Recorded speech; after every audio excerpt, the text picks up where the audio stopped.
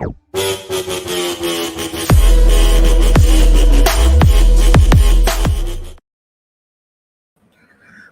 up, everybody? Welcome to another week, another show. We had what, May 16th? Damn, almost through with May, halfway there. Tonight was a dope night. Godfather of Harlem, episode 5 was lit. It was an excellent episode, a lot going on. Bumpy had to take a chance on his boy Chance. And as we see, when you shake that dice, you win some, you lose some. And it looked like he crapped out, okay? It looked like that Chance backfired. And I get it. That's his boy. Chance had his back. That was his, you know what I'm saying, right-hand man. But at the same time, it was so much at stake. And it looks like it's going to be a lot more bloodshed because of that. Like you say, it's a small world after all. Small world. Small world. As Robert Harris used to say with Bebe's kids. Anyway, it looked like the world about to get a whole lot smaller because they about to be on top of each other's head. And also Stella Gigante, she's a biatch. She's up here about to get Ernie to kill his own cousin. Talking about what? You scared? Huh? What, you want to take a little wee-wee? Huh? You scared? What's going on? What, you scared I call my father? He ain't even sampled none of that, you know what I'm saying, sweet potato pie. And he over here killing people for her. Hey, look here, Steph. You owe me, all right? You need to give me a little taste, a little sample or something, a little piece of the cupcake or something. I mean, this dude is killing these people for free. He about to die for nothing. Not to say that, you know what I'm saying, that would be equal, but he needs something. I mean, come on. And the partnership is at risk with Bumpy. And at least, you know, Chance got a little piece of that pie before she had to die. You know, I ain't going nowhere without you. You know, we always had a chance. I always regret not being with you, okay? Anyway, we got Osborne Carter. What's good, brother? How you doing? Also, we're going to talk about a couple other shows. I'm watching Fear the Walking Dead. It was really a lot going on with that. Also, what's up with that Venom trailer? And we got a couple more new trailers coming out that looks pretty good and promising. ZIWE is a new show on Showtime that was kind of interesting. It was, to me, a little better than Black Lady Sketch Show. And, well, I'll get into that. The Shy, Season 4. We're going to talk about that as well and what to expect.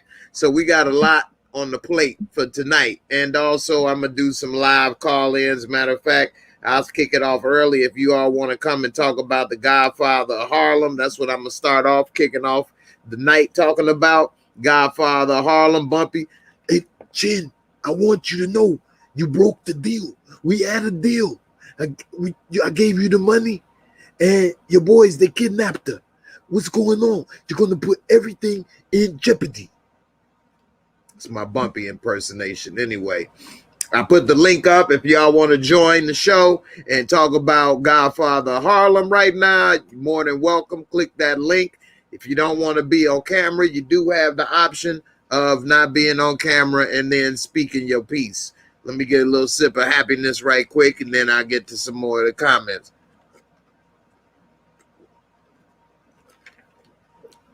Blackberry cobbler juice.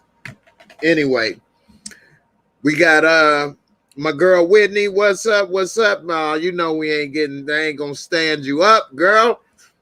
I'm gonna be there for you like Chance. Even when they tell me to go ahead and leave town, I'm still coming over there.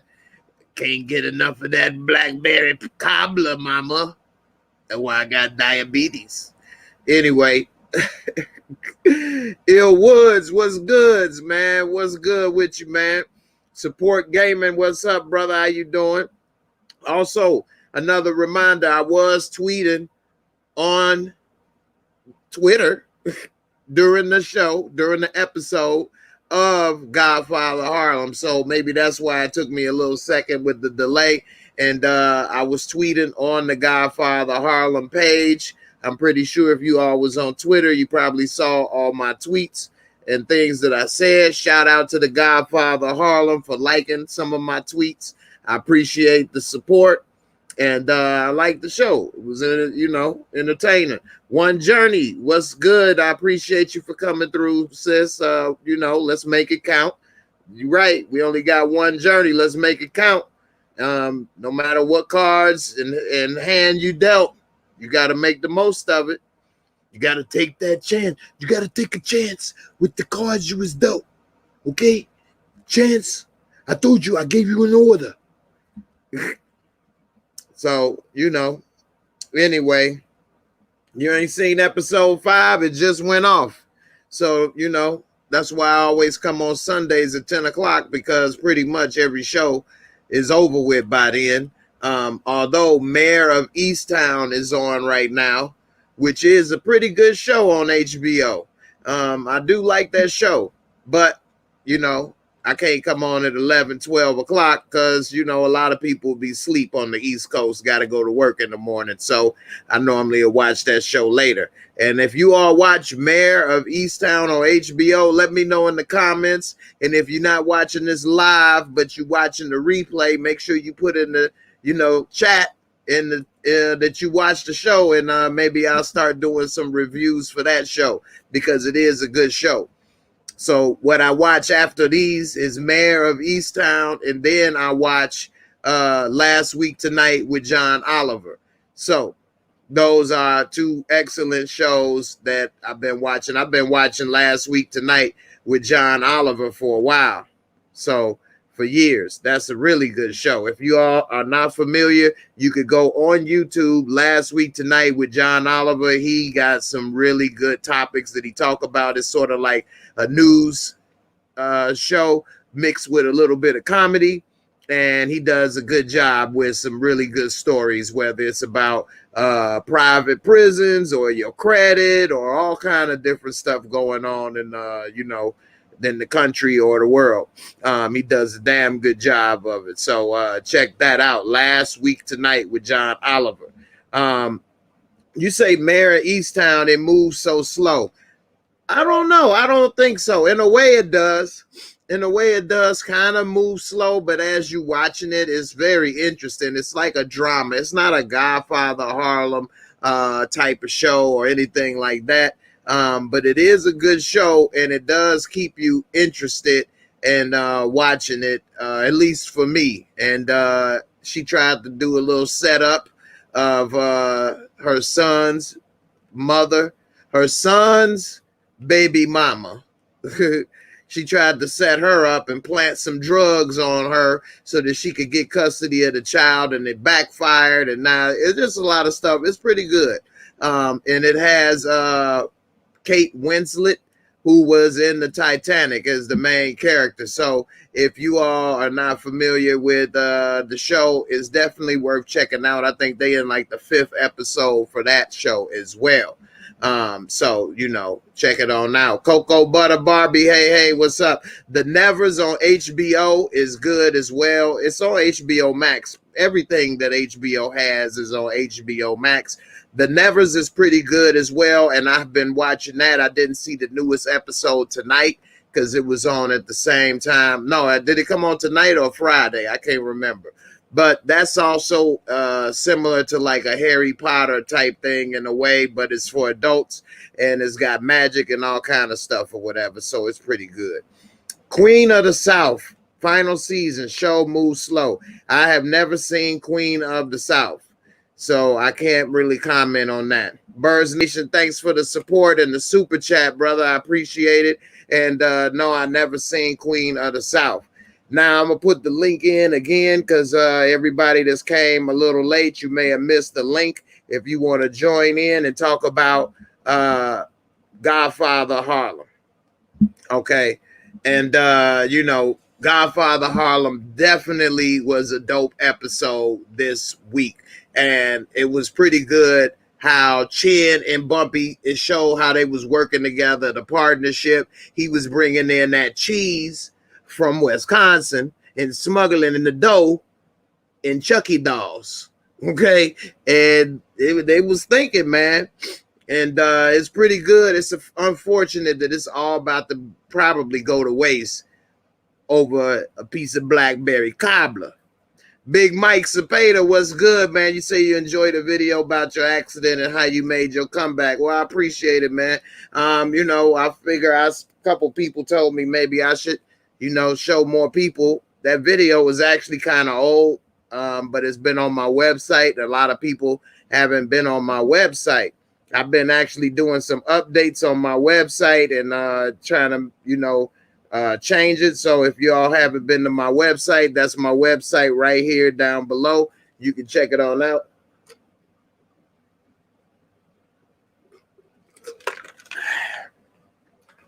And I've been doing some updates. Pretty soon I'm gonna have it so that I want everybody to go. If you haven't been to my website, please go and subscribe to the website. How you subscribe to the website? You just subscribe by putting your email in there. That way you'll be notified whenever I drop a new video. Okay, because I'm gonna start having it all on my website as well. So that way you will all get notified, because a lot of people say that they're not getting the notifications from YouTube whenever I go live or drop a new video. So it's important to please go to the website. That way you are notified. And I got a lot of new stuff going on up there. One thing about the reason I redid the video and put it out is because a lot of people are going to see in the TV shows that I'm going to be in on Power, Book 4, as well as in Work in Progress and other things. And so I wanted people to know, you know, the story and what happened, and you know, have a better understanding. And so there you have it. Maybe it could inspire some other people. Maybe it'll help other people. Maybe people don't give a damn. I mean, hey, it is what it is. We all got something we got to deal with in life. And my whole point is to, you know, make the most like it is. One journey, say, make it count. Yeah, it's unfortunate. Yeah, it hurts. It still hurts to this day. But at the same time, what can I do? Can I just sit there and cry about it and wallow in my pain? Or can I try to make the most of what I have left? The best thing is to make the most of what you have left and to keep pushing in life. And you never know what may happen. If you give up and if you let, you know, the hard times take and get the best of you, then it's a fact. You won't overcome anything. You won't win. Like they say, the Lord work in mysterious ways, but you got to work as well. He ain't gonna just knock on the door and say, hey, come on, I got you. You got to put yourself out there, make the most of what you can, and then opportunities and things will present themselves. So there you have it. So I appreciate it. Anyway, I appreciate it, man. I'm going to definitely keep grinding, and I ain't going to give up, and I'm definitely going to make the most of it. Now, like I was saying a little earlier, I was on Twitter live tweeting. So if you all are not familiar with my Twitter, that's my Twitter handle right here. Right there. No. Right there. Right there. Anyway, check it on out. Definitely appreciate it. And I like to, you know, live tweet for TV shows from now on. I'm going to try to, you know, involve my Twitter people with that as well. So make sure you subscribe to Twitter. Thanks, One Journey. I appreciate it. You said, did anyone start watching the Underground Railroad on Amazon? I hear it's pretty good. I'm still trying to get through them.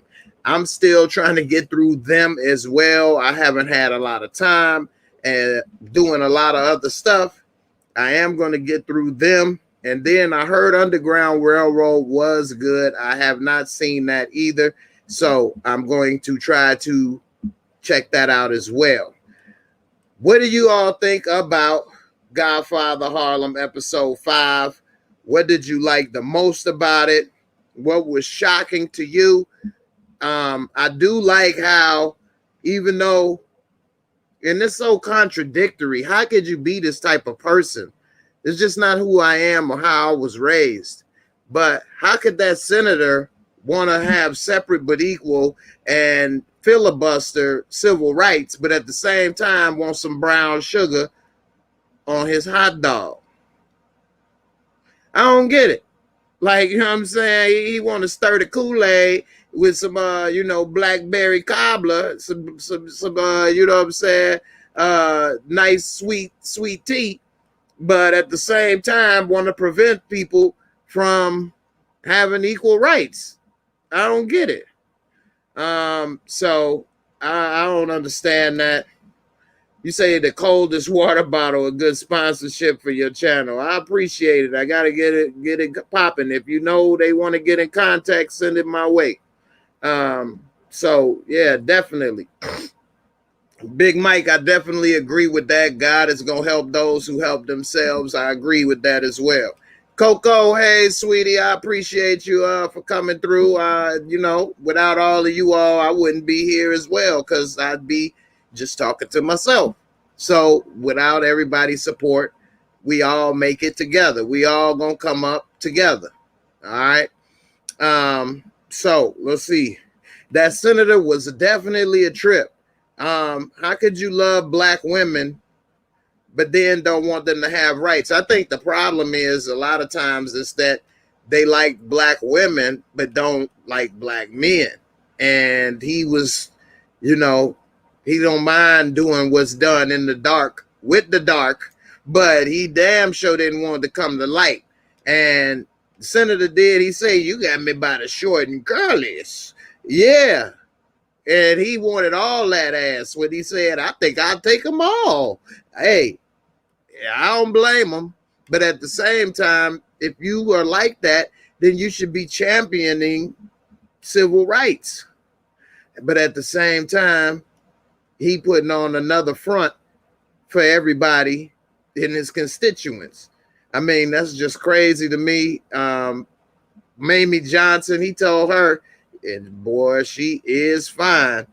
He said, "You remind me of my mammy." What? No, my name Mamie, not Mammy. And you damn sure ain't about to use, there's only one Johnson to get to park up in this parking space, fool. You ain't about to get to put your little, white Ford where the black Cadillac supposed to park. You know what I'm saying? No. Anyway, yeah, that's true. Politicians, man, I don't get it. I could never be that way as a politician or as a person. And it's got to be a hell of a life to be a two-faced liar.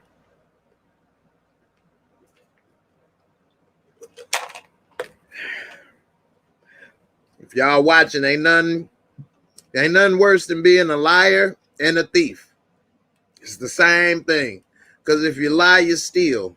That's what my grandma used to say. If you lie, you steal.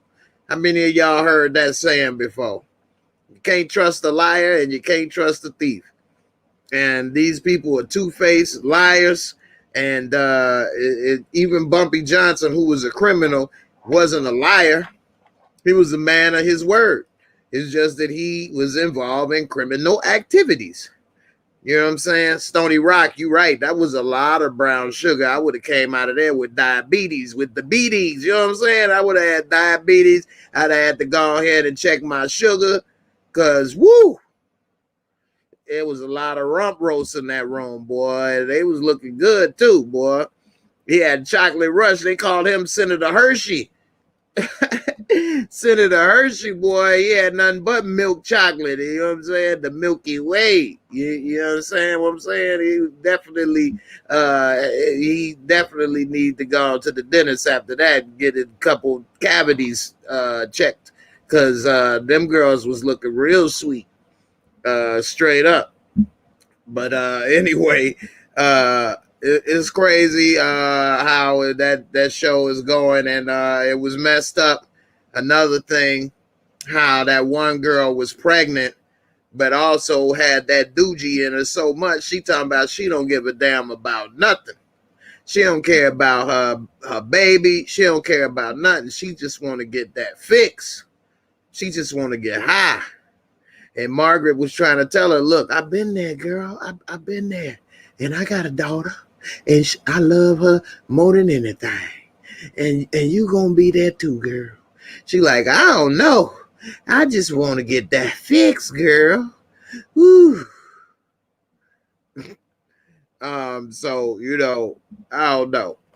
That's crazy, man, how a drug can take a hold of your body like that to the point where you don't care about nothing, not even your own pregnant, unborn child. And, you know, I hope that she is able to get that monkey off her back because, woo, that's an 800-pound gorilla on her back. That ain't no monkey. That's a silverback gorilla on her back, straight up. Lord Bison, what's good, brother? How you doing? I appreciate you coming back. That actress that plays Mamie Johnson is fine as can be, okay? And she has a unique name.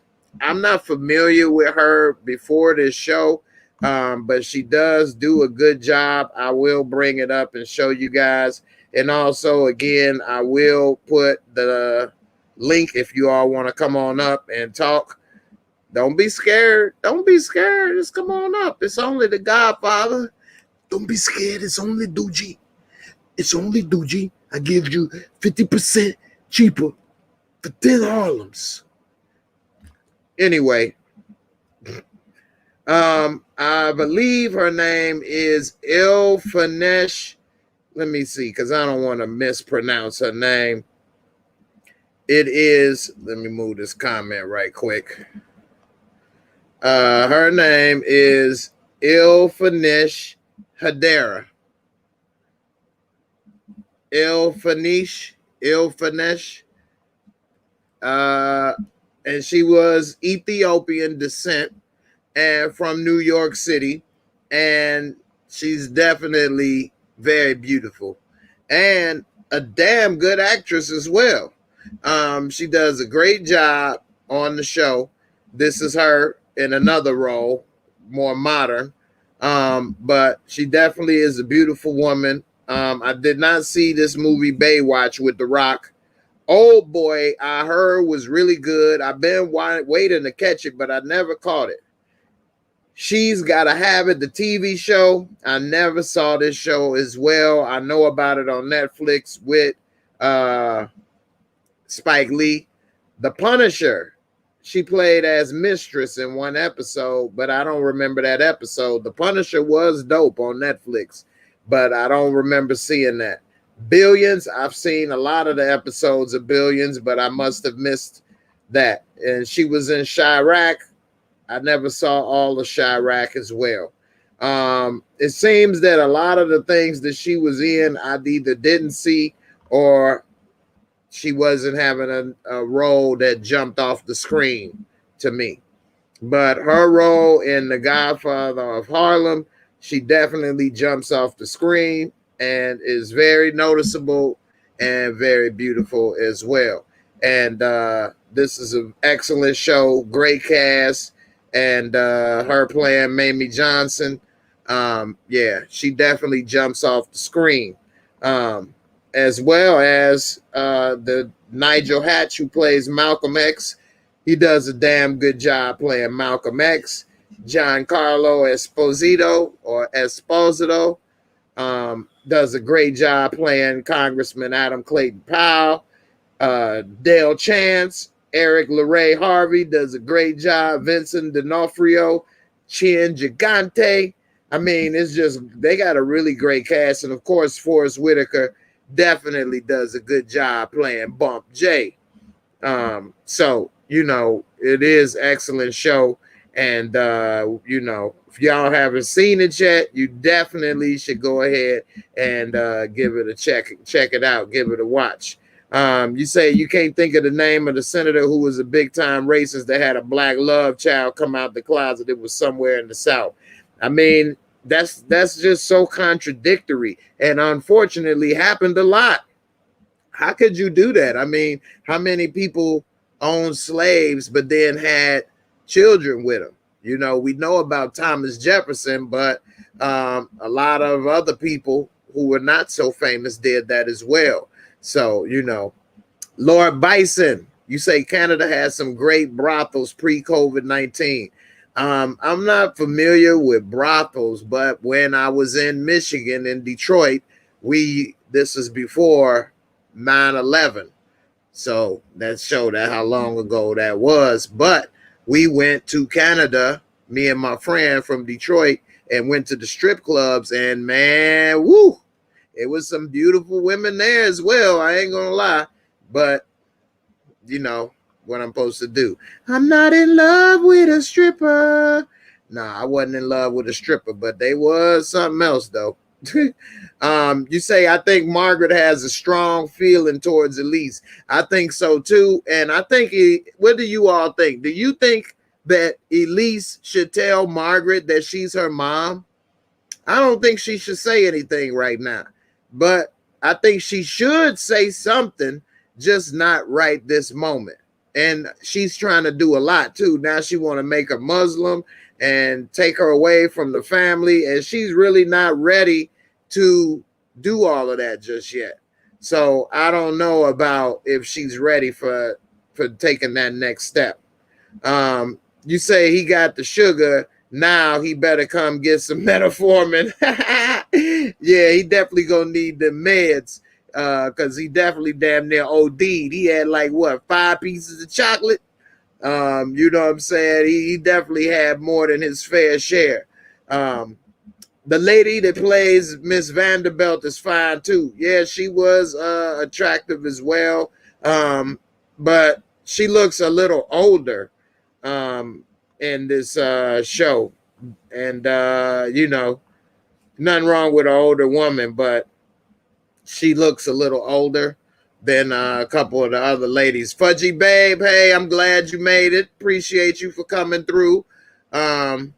You said she played an employee at Axe Capital on Billions. Okay, see, I must have missed that because I definitely didn't pick up on that.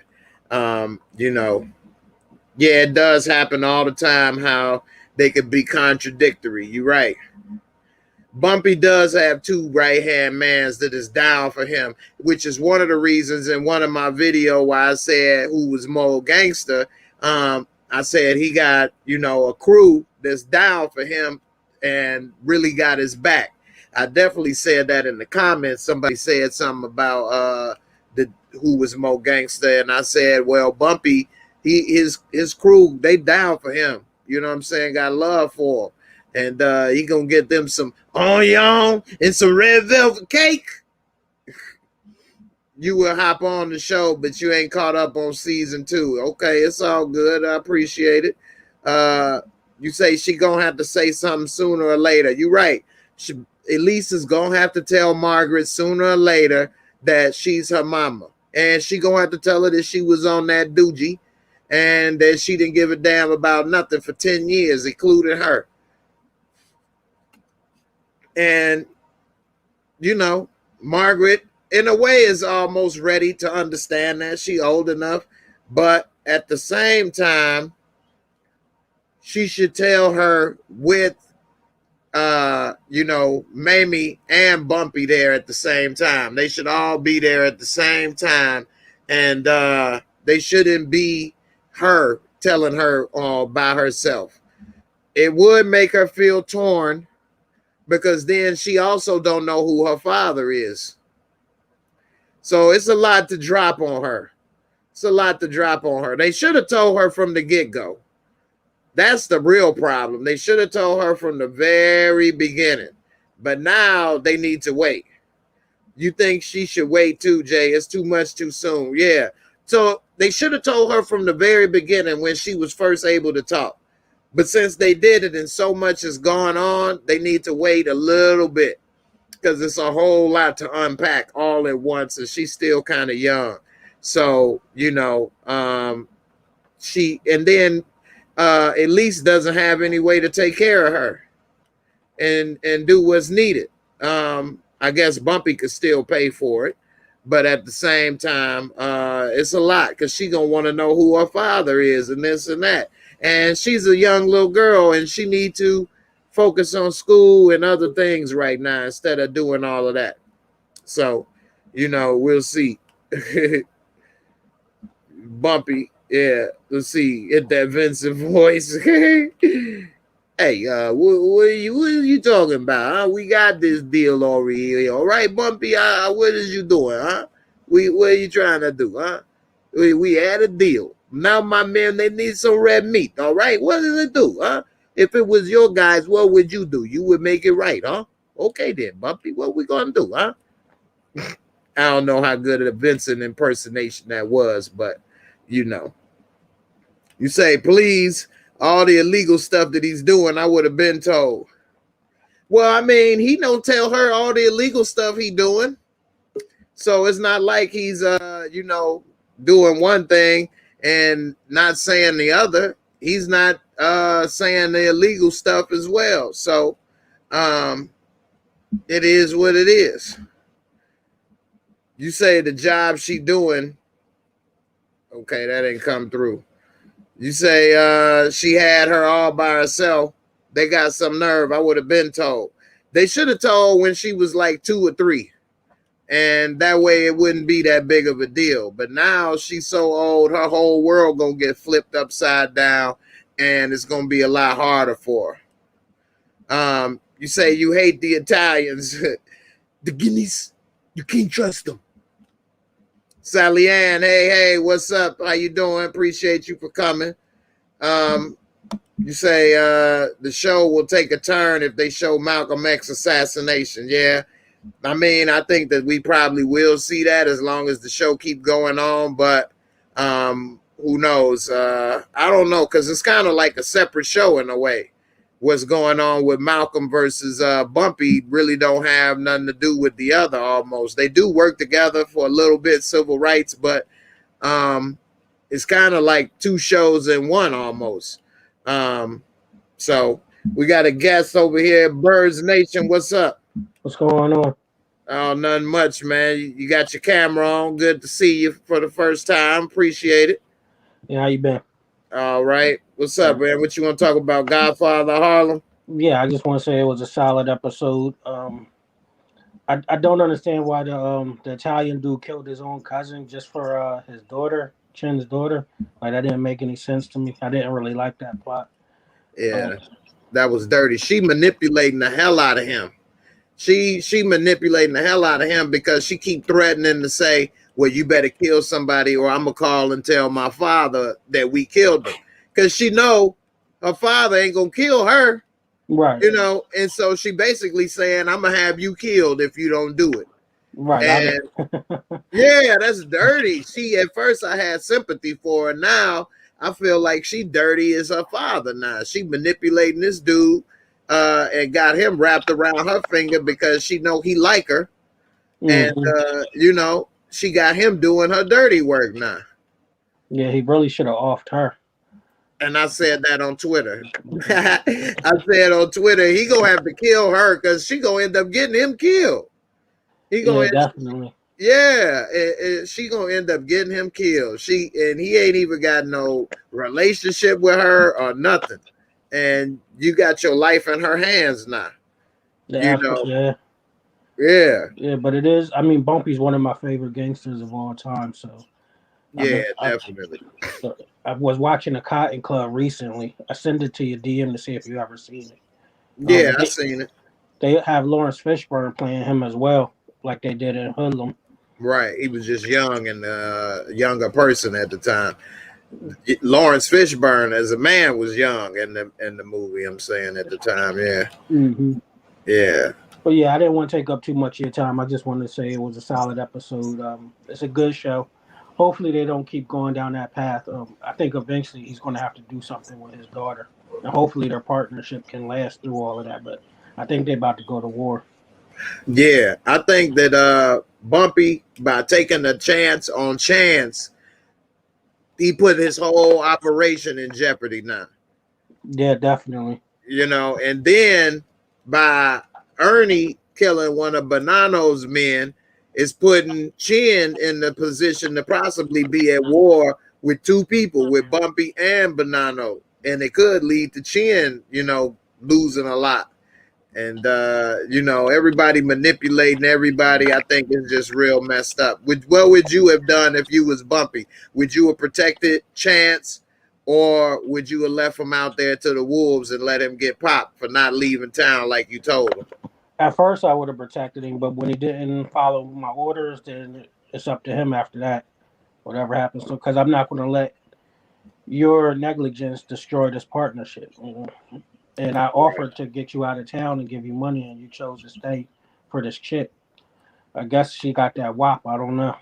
At least he got to sample it. Ernie ain't even sampled it or nothing. He ain't even got a piece of pie, and he doing all this for that. So he's a dumbass in my book. Yeah, definitely.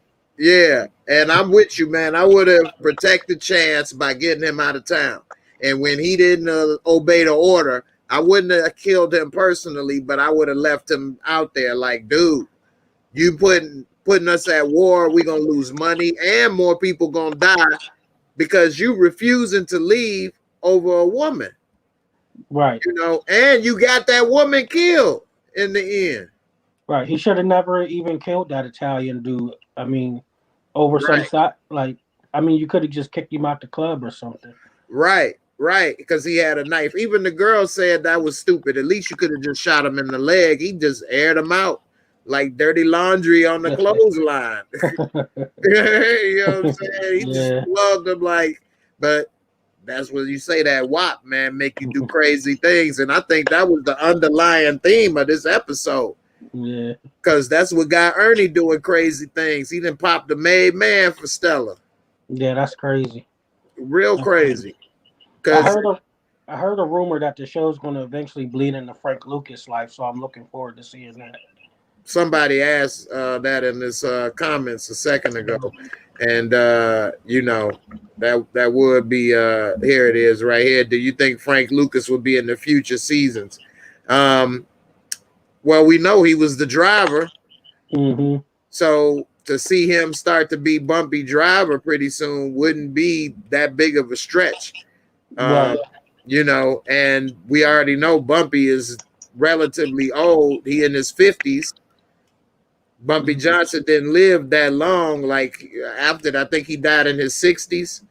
Yeah, they said he had a heart attack in a restaurant. Right. So, you know, it ain't gonna take that long. I hope we do get to see it, but it would be smart as a business and writing standpoint to prolong as long as you can and try to get 5 or 6 seasons. Yeah. But like I said in one other episode, their cast is so good, they do so much, they might not want to do the show for 5 or 6 years. So right, they could get other offers and stuff. Right, movies and all of that stuff. Mark Beasley said, I'll ask you this as well. Who you got, Bumpy or James St. Patrick? Bumpy. I'm gonna go with Bumpy as well. And like Bumpy is the finished product. Like in that video I made between who's the most gangster, Franklin, Ghost, or Bumpy. Franklin is like beginner level. You know what I'm saying? Early 20s. You got Ghost in his mid 30s to 40s, and then you got Bumpy, the finished product, in his 50s. He did all the other stuff already. Right. You know what I'm saying? He didn't learn the learning lessons that Franklin has. He got to be a boss like Ghost, even go to jail like Ghost, and he then came out on the other side and got the connections, the political connections like Ghost was trying to get before he was popped. You know, he got the street connections, he got the respect, and it's a different era too where they organize crime. I got more respect for organized crime than street criminals all the time. You know? Definitely. Yeah, they got a code. They're not talking about family or friend like that, innocent people. They try not to make mistakes. Don't get me wrong, they still criminals and bad dudes. You know, much as Bumpy is a likable person, he is flooding the damn neighborhood with heroin, ruining people's lives. That is true, but I mean, I like Bumpy because of how ruthless he was. I think Ghost was more finesse, but yeah, I mean, they're ruining it a lot because they're flooding the neighborhood with a lot of heroin. But I mean, they were going to get high regardless. The junkies were going to get it from somewhere. So, might as well In be a them getting way, the money. that's true, but in a way, if it's more difficult to get, or maybe people would have been on a different drug, you know. Mm-hmm. Just like you could say that about the crack era, but before crack was in the neighborhood, people wasn't on crack. That's true. So, you never know. Drugs is a tricky subject because it's a crime people bring upon themselves, but at the same time, you can't kind of bring it upon yourself without somebody kind of supplying it, And that Right. goes for all drugs, whether you talk about alcohol, cigarettes, crack, Mm-hmm. heroin, weed, whatever the case may be. Mm-hmm. Uh, it's not something like robbing or stealing or murder in a way. It's Right. kind of a weird situation. So It's a non-violent situation. I don't think people should be getting as much time for drugs as they do. right, You should either try to get help, or if the person doesn't want to help, that's on them. right. I mean, by drugs being illegal, it creates crime because then people can't have jobs or money, so they rob or steal or do different things to support a habit. Right. Whereas if it was like in other countries, red light districts and things like that, they still may have drug use and drug users, but the crime rate of their addiction is not the same. Right. I've So, had police officers tell me it's not the drugs that brings them around. It's the bodies, the violence. That's what brings them into the communities. right. Um, so if you could figure out a way to sell it without the violence, which is impossible, they go hand in hand. So Well, when you make it illegal, then a person can't get a job or do things to support their own habit. Not to say you want a heroin or a crackhead working for you. no, I've worked with them before though. That's true though. So I have too. So and it's a lot of people that are functioning. They're just like alcoholics and things.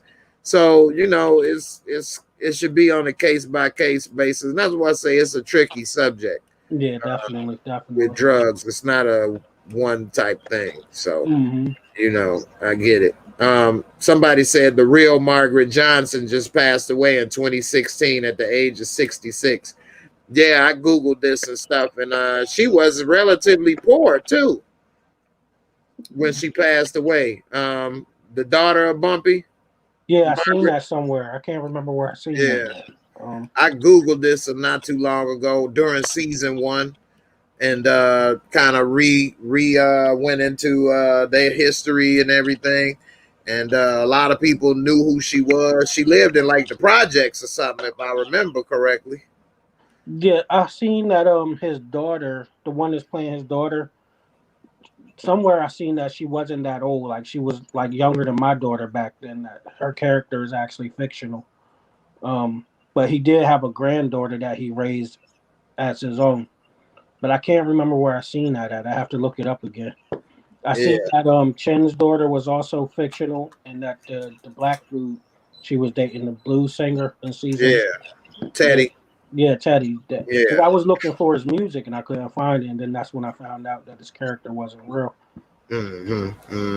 Yeah, some of this stuff, that's why they say based on a true story, because some of this Hmm. stuff is, and plus you don't know the real conversations that they were actually having and things.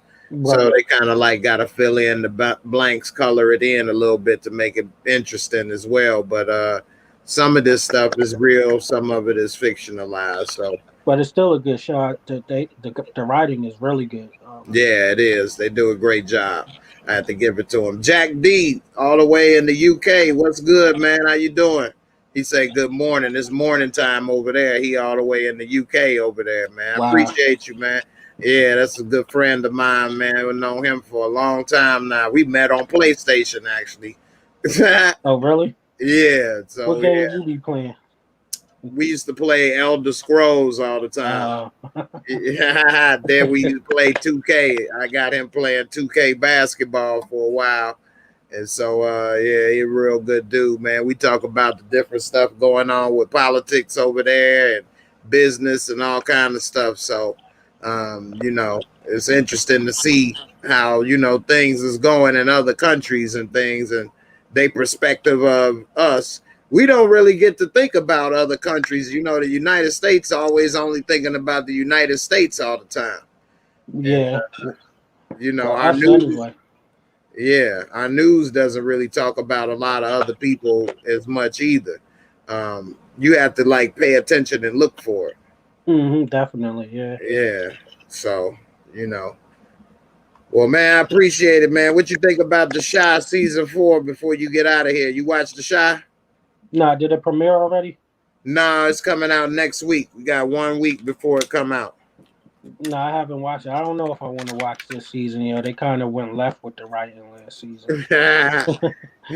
But I'll check it out. I'll give it like 3 episodes, see how I like it.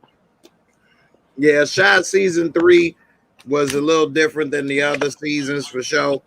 Um, they had to do a lot of changes kind of on the fly when you know, they had to get rid of the main character and a lot of other changes. So Yeah, he was like the best part of the show. I mean, he's a good actor. He just can't control his emotions. I don't know. yeah, I don't understand why men would do that.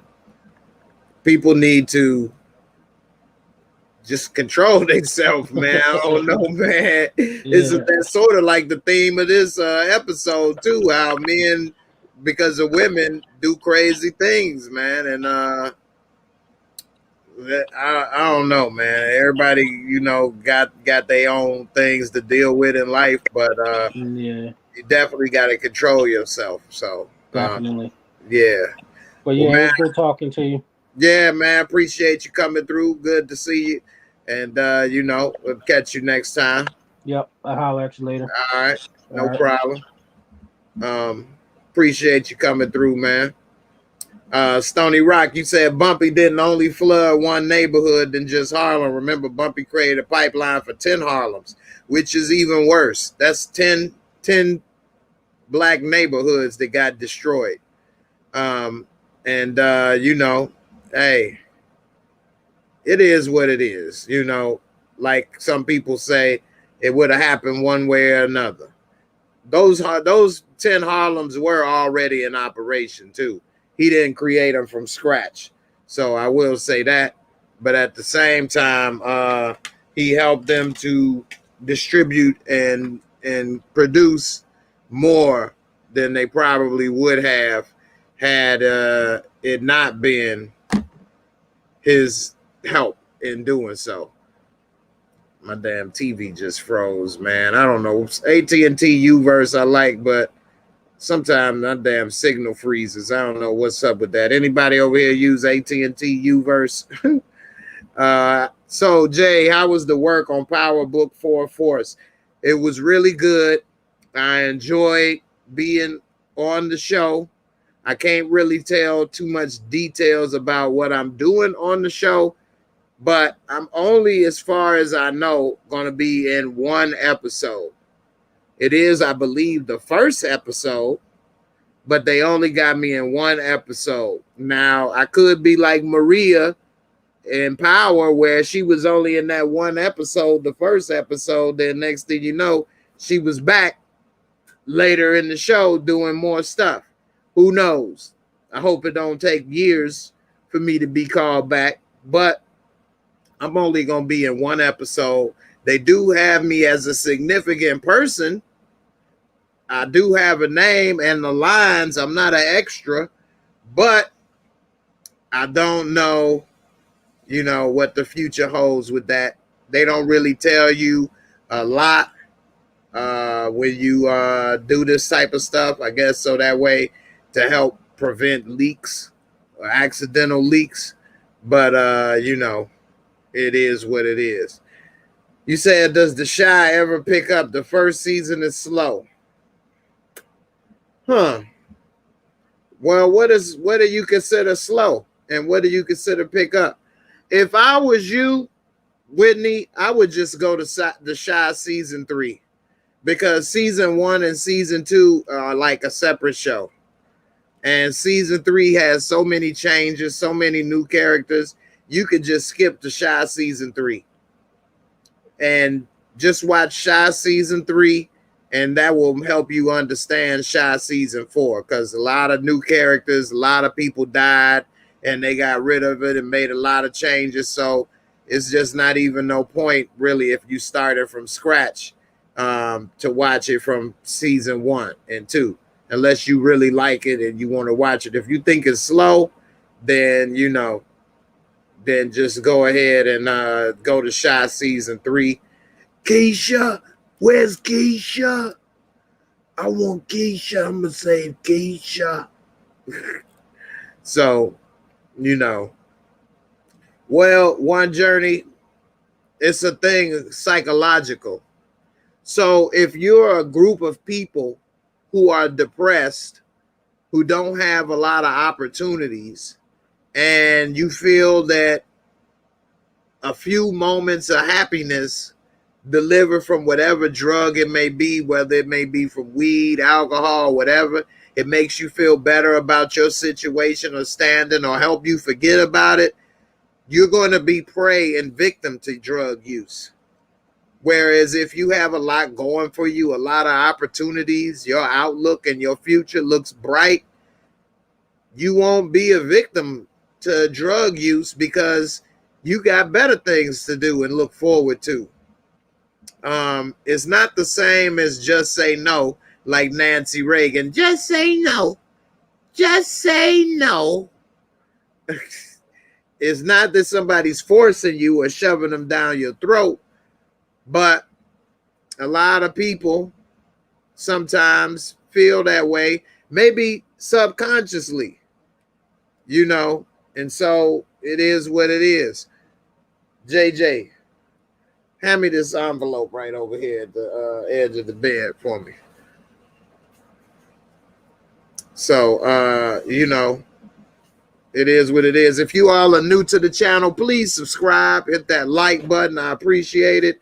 And also, no, right here right here. Look under that.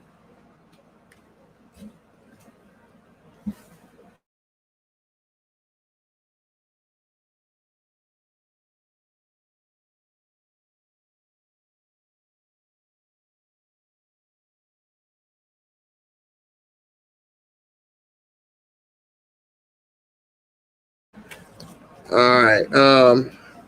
I had to get some. So you say never compromise your freedom of health. See, that's coming from a person who's in a position that has realized and understand. But you got to also remember, most people that begin a drug habit happens when they're young, normally a teenager, sometimes even younger. Most people don't start that stuff when they're already grown and have realized different things.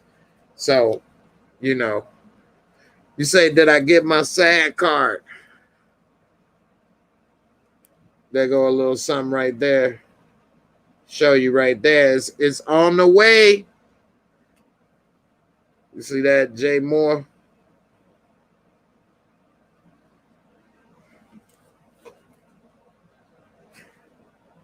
I'm working on it, man, and that's because of y'all's support. Because of everybody's support, you help me think bigger, dream bigger, and accomplish bigger goals. And yeah, who knows what the future holds. So that's why we all got to have a community, support each other, and who knows where we could be. If I can do it, so can you. If I can make it through the tough times and the ups and downs of life, and it is a lot of downs, but it's like, the stock market, you want to make sure that the curve is going up overall. So although I got a lot of downs and it's going like this, like a roller coaster, in the end, overall, if you look over the whole span of things, it's going up. A lot of times maybe I get depressed or think, I can't make as many videos as somebody else, or I can't produce this, or I can't do this or that. But at the other end, I think, well, I'm going to just keep doing what I can, and who knows what the future holds. So, hey, sometimes you just got to make the most of your situation and do what you can And who knows what the future holds, man. But you got to just keep pushing along. You got to keep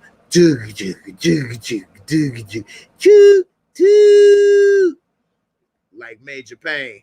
And then they didn't know Charlie had that bridge wide with 3 pounds of C4 ready to blow. And everybody came out screaming, ah, ah. But I was ready. I had my AR-15 loaded with armor-piercing rounds. And I just started plugging Charlie. Bang! Bang! Anyway. You say with the Brandon situation, you have to draw your own conclusion. How I remember he was wired up at the end of season 2 when he was killed off because he harassed his co-star.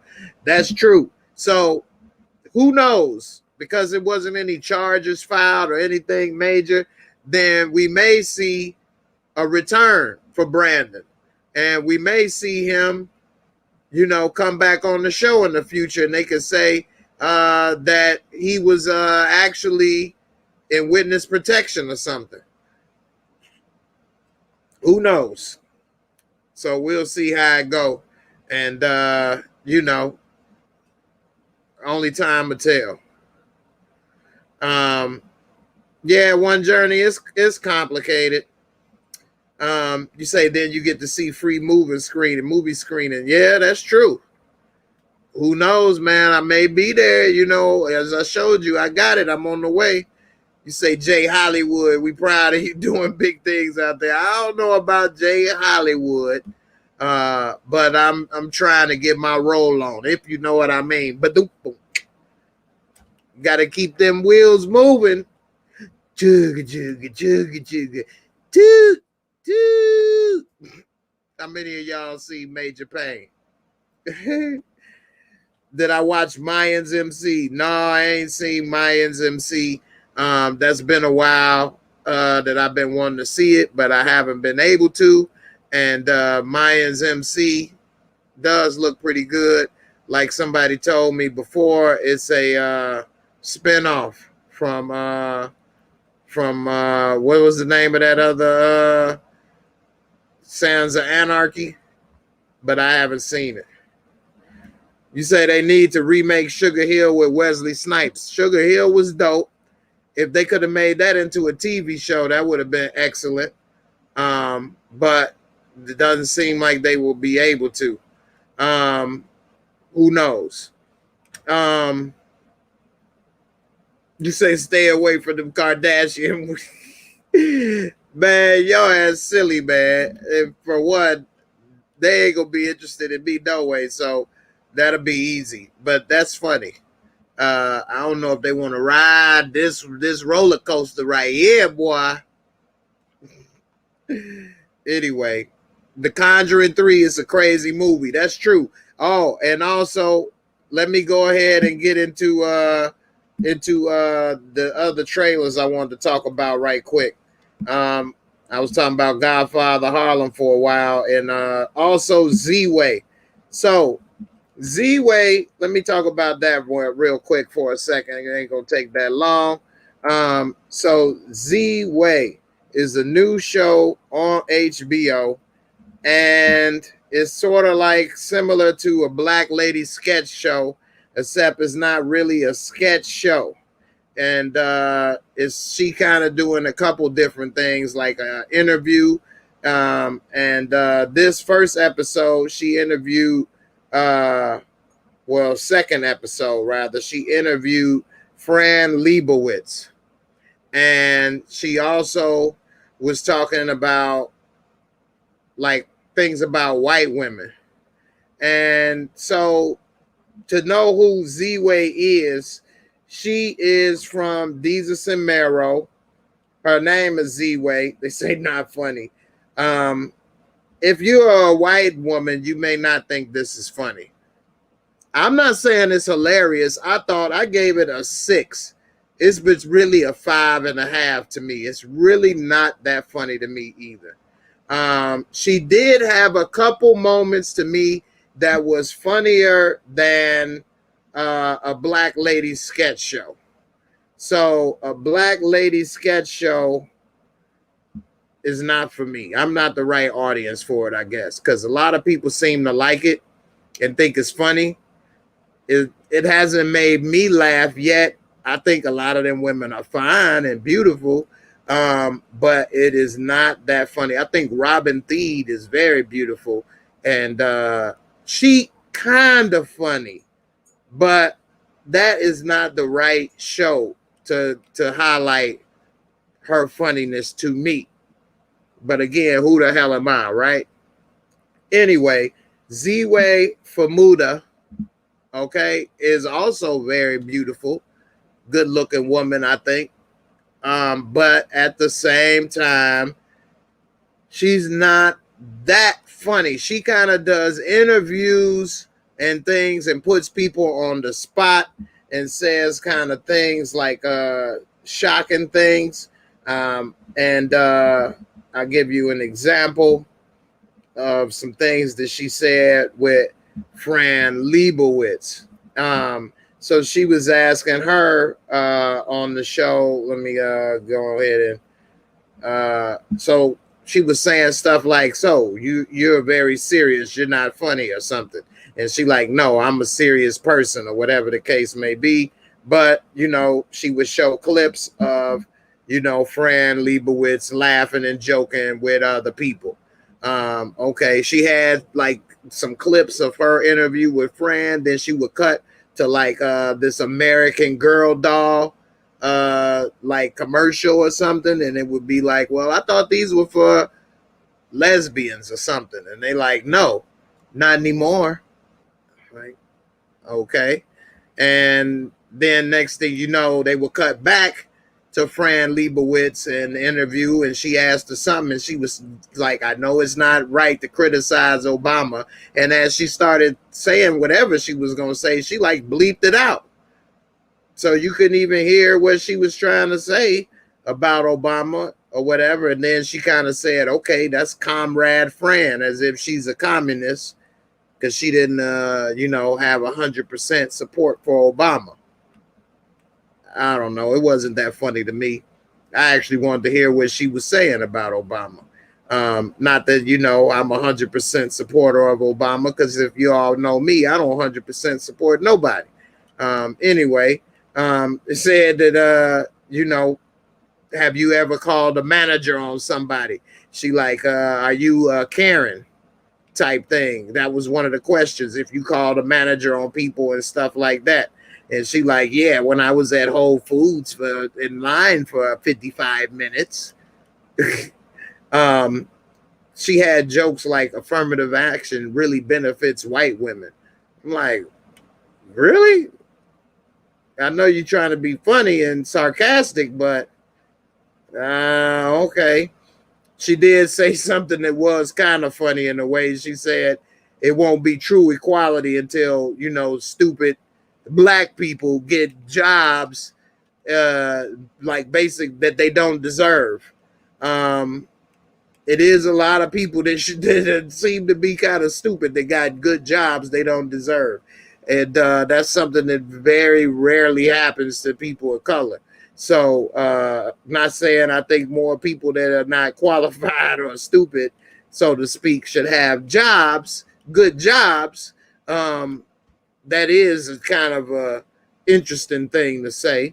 They cut back to that American Girl doll scene or whatever, and eventually they end up making out. Anyway, I don't know. It's weird. She asked Fran Lebowitz if it's a race war that break out, whose side are you on, the blacks or the whites? Womp womp. Anyway, she said basically she hope it don't happen and didn't say nothing. Fran Lebowitz signed her book with a sad face. She got some type of commercial. She got something against white women or a lot of jokes about white women. Talking about white women. Gotta love them. Okay, I guess. It's another thing. I guess I'm not the right demographic for this show either. Okay, I get it. She got her fame and her start. Well, not her start, but her big break being a writer for the Desus and Mero show, which I like Desus and Mero's show. I think that they are pretty funny.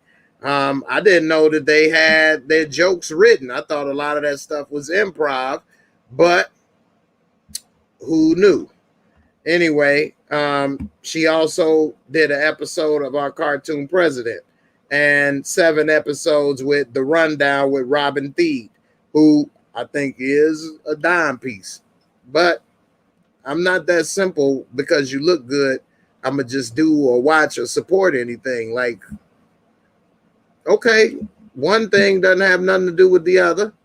And I'm not saying because this is not for me that you can't do something else or do, have something else that I may enjoy. It's just I don't think that this is for me. She did have another show called Baited with ZIWE, which I think this is kind of similar. I never seen this show, but after reading up on it, it's basically like gotcha moments with interviews with people. So I don't know, but it's not for me. And, who knows? We'll see. Coco, you crazy, girl. Them Kardashians ain't breaking me off no chicken cheese. But if they did, I'd take that cheese like a mousetrap, baby. Ralph, what's up, man? Glad you made it anyway. Shadow and Bone, that is a good show. Is that with Michael Jai White? Let me know if that's it. One Journey, you said ZIWE, not for you, not funny. I kind of agree. It's not for me either. Coco, you say, I feel like I wouldn't like this woman's show, but I do like Black Lady Sketch Show. Okay, tell me, what is one of the things that you like about Black Lady Sketch Show? Because I want to like the show. I do. But I have not laughed at anything that they have put on that show yet. The only thing that almost made me laugh, but then it went way too far, to the left. And I ain't talking about political left. It just went to the left, right, whatever. It made a turn. That's all I'm saying. Is where they had her at the restaurant with a boyfriend who was Tone Bell, and then it turned out to be a strip club, and then they pulled their pants off and had booty cheeks shaking or whatever. That's when it turned left for me. I'm like, okay, this skit was not for me. Definitely. I didn't need to have no cheeks, no buns with my steak. It ain't a steak sandwich. I didn't need it between 2 buns. I just needed that piece of steak on the plate. Anyway, maybe you all like to see them buns with your steak. I don't know. So let me know. Anyway, you say they have a sketch about a woman who came to work without makeup. I'll find the name and post it for you to watch. I think I saw that. And everybody was like scared and didn't recognize her or something like that. Anyway, I don't know. It ain't nothing that made me be like, okay, this show is dope. This is funny. But like I say, I'm not the right demographic for it, maybe. All right. Couple trailers I'm gonna talk about. And Fear the Walking Dead. How many of y'all watch Fear the Walking Dead? I'll talk about that real quick while I'm pulling up these trailers. Fear the Walking Dead is not the same anymore. Like the last week, they had Morgan with the gray beard, and she was dreaming, and this, that, and the other, and it just didn't seem right. And we find out Grace is pregnant, having the baby, or whatever the case may be. And this week we see that the baby died, the baby's stillborn, and it's just kind of unfortunate with that. But the show is just not the same to me. I don't know. What did you all think?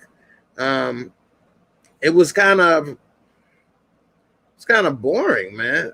I used to really like the Fear the Walking Dead, and it seemed like they got Morgan on the show trying to save it, but it seemed like it's a zombie show right now for real, meaning that it probably needs to die, but it's still, running around. past his lifespan. What do you all think? You all watching Fear the Walking Dead?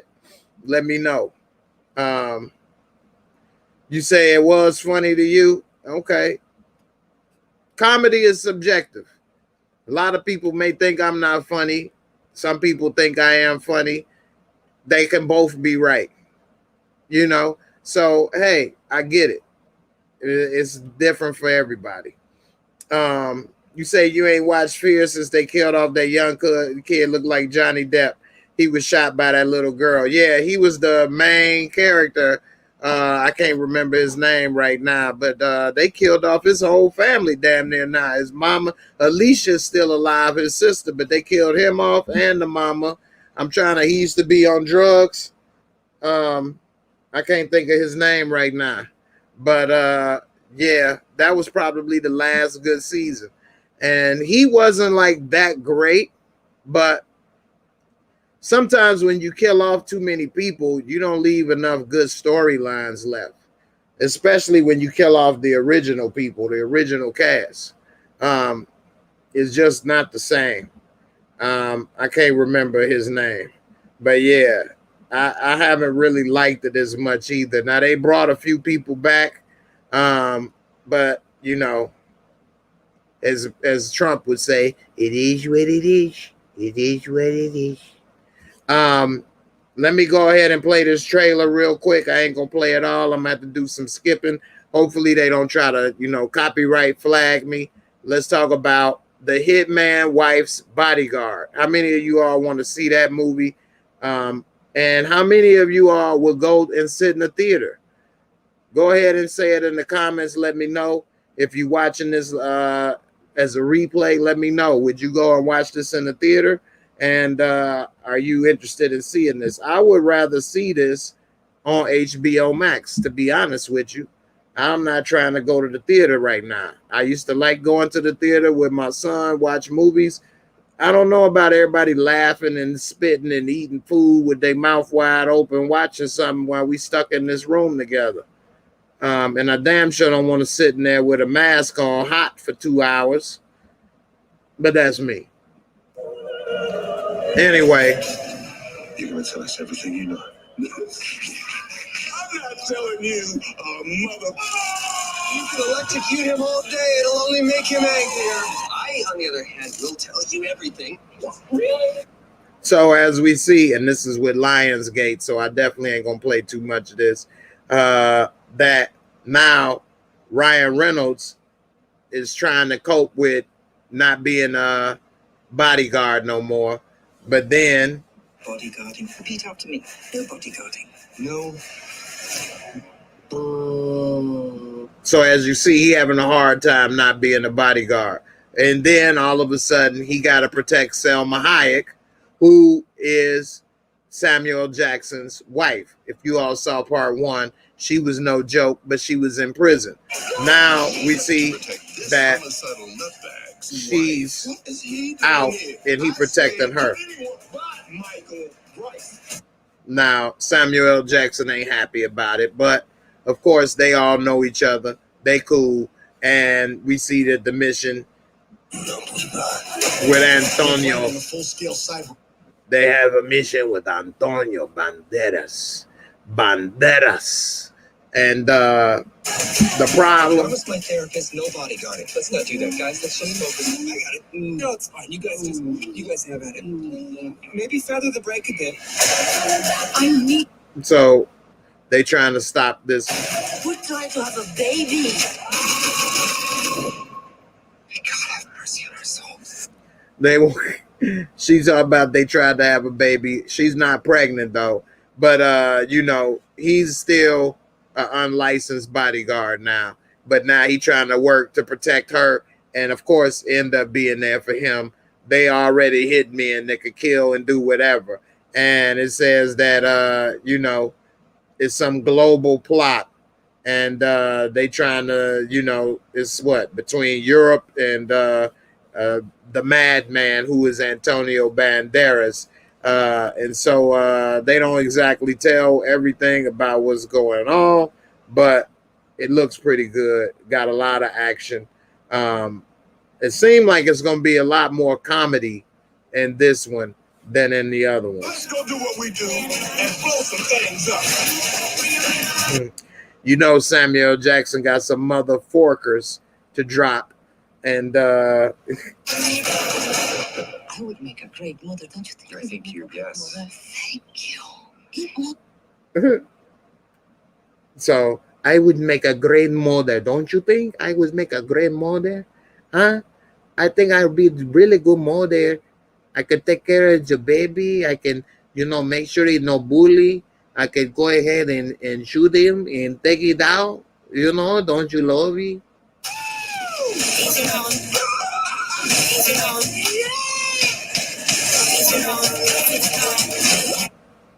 Morgan Freeman, Samuel L. Jackson, Antonio Banderas, Ryan Reynolds, Selma Hayek. I think it's a great cast. I think it's going to be a really good movie. As you see, they got taken out like a pygmy with them little darts. So what y'all think, man? Would you all go to the movies to see this? How many of y'all are interested in seeing this movie? And what did you all think about the first one? Let me know. You say Ryan Reynolds isn't funny to me. Well, Deadpool had a few funny moments. Yeah, I mean, Deadpool was pretty good. Deadpool 2 was really good. Ryan Reynolds, I like Ryan Reynolds. He got like a sarcastic kind of comedy. I'm not saying that he's hilarious, because I don't think he is either. But he has he's okay. He's all right.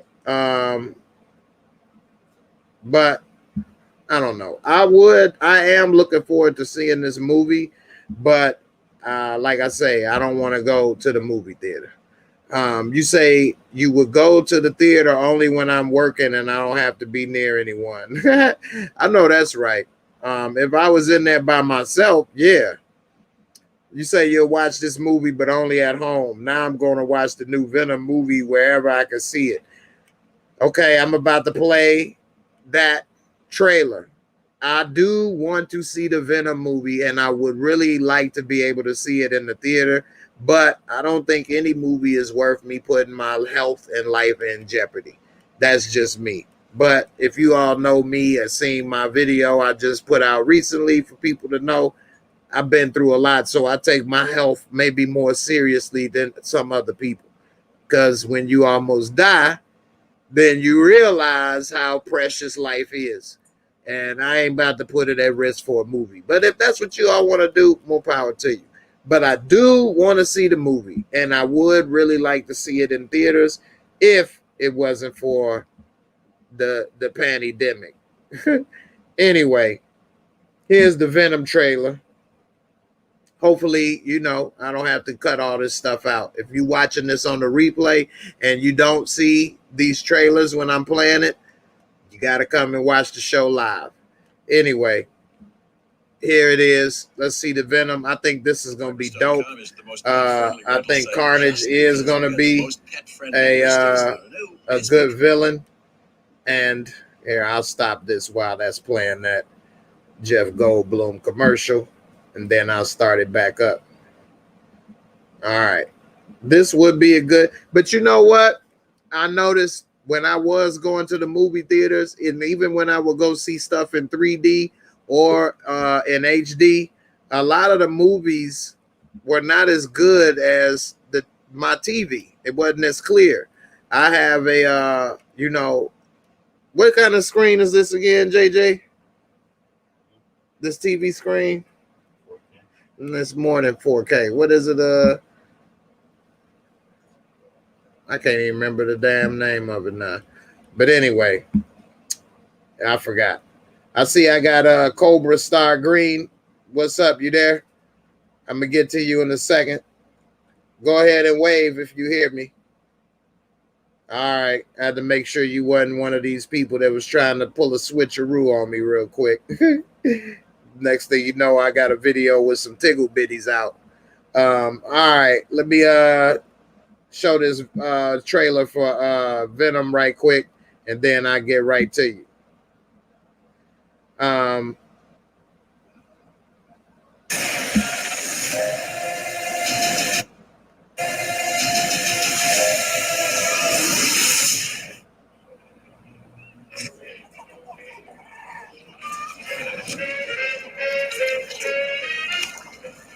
So it seemed like Tom Hardy then got adjusted to working with Venom. They got him, you know, as a roommate, making eggs, milkshakes, talking, and cooking,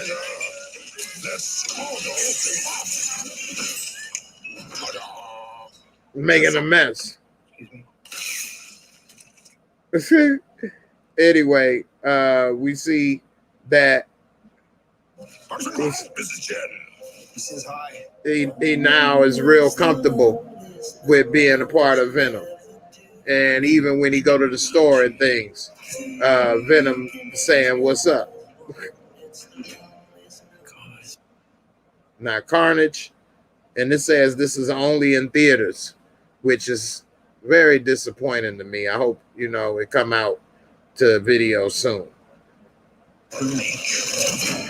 We see he still got an appetite for blood. Who do we leave behind? And how do we leave them? Waiting in the darkness. In the Welcome back, Eddie Brock. I love me some Woody Harrelson. Miss you so much.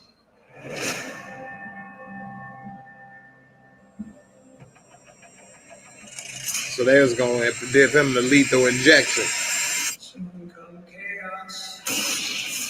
And as we see, it done backfired. Now, we see that he going to be a damn sure a good villain. They got a lot of what he looking like blacked out right there until we see right here.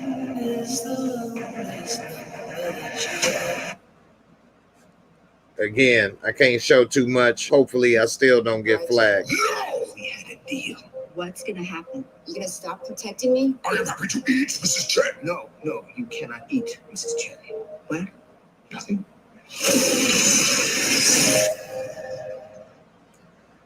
So, this is gonna be good. Y'all let me know what you think. I went to the movies to see the first Venom. Damn, I'm trying to show you all this right here. Yeah, coming soon. They don't have the release date on here.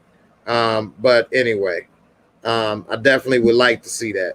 All right, Cobra Star Green, what's up, man? Welcome to the show. Yo, what's popping? Hey, nothing much, man. I see you got the nice little setup over there, man. What's good, man? Oh, no, man, it's nothing, man. It's just ordinary stuff. Too much stuff, but ordinary. I hear that. So what's up? What's on your mind? What you want to talk about? Nah, man, I saw that video you posted, I think yesterday, about what had happened to you, man. I just want to let you know, man, that inspired the hell out of me. Like, there's a lot of days where I just feel like just giving up on YouTube and other stuff like that. And just to come to your video and see that you haven't given up after all the stuff that's happened to you is just inspirational, man. I just want to let you know that. Okay. Well, thanks, man. I appreciate it, man. You know, it is sometimes I even have to go through stuff, but you know, I don't like to quit. You know, we all may lose, and that's fine if you lose, because nobody wins all the time. But that's not your choice if you lose. But if you quit, that's on you. Mm-hmm. You know what I'm saying? And if you quit, you're never going to have a chance to win. You always lose. Yeah. So, you know, that's one thing, you know, I never like to quit on anything. And, you know, I may not win and I may lose in different things or, you know, what I try, but I ain't going to quit. I ain't going to give up. And, you know, I'm always fighting. And, you know, I know I don't really talk about it much because I don't try to make myself like special or the story or talk about it. And some people kept telling me for a while I should, put it out there more and this and that. And so I decided, well, I might as well, who knows, it may help some people or whatever. So, I'm glad it did help, inspire you or whatever. Because, when I first started this, I didn't know nothing about computers. I'm not a computer guy. I didn't know how to put anything together. The only thing I know is I know how to learn. And, I'm not going to quit. So if you willing to learn and you willing to not give up, then you never know what you can accomplish and achieve in life. It may take a while, and you may lose, but you may win too, Yeah. And so it's what you call this YouTube game is a whole puzzle, Yeah, it is. Figure it out. Yeah, it is. And like my channel has been like stagnated for like since the last year. And I've been at around like 25,000 subscribers, give or take, for like a year now.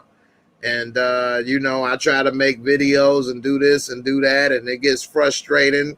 People say they don't get the notifications, or I see people just start and then they blow up, or, people that was the same level as me, now they got all this stuff, or anytime I make a video with certain pictures, I'm getting flagged where other people got all kind of stuff going on. But what can I do? I could, if I quit, that's on me. Yeah. So that's why I try to just figure out or learn something new, or, do something a different way, or, try other things. And it all helps to have people support. You know what I mean? Like a lot of you all help inspire and encourage me. So, I figured the least I could do is put the video out there and let people know, hey, it ain't that easy for me either. And, that happened 10 years ago.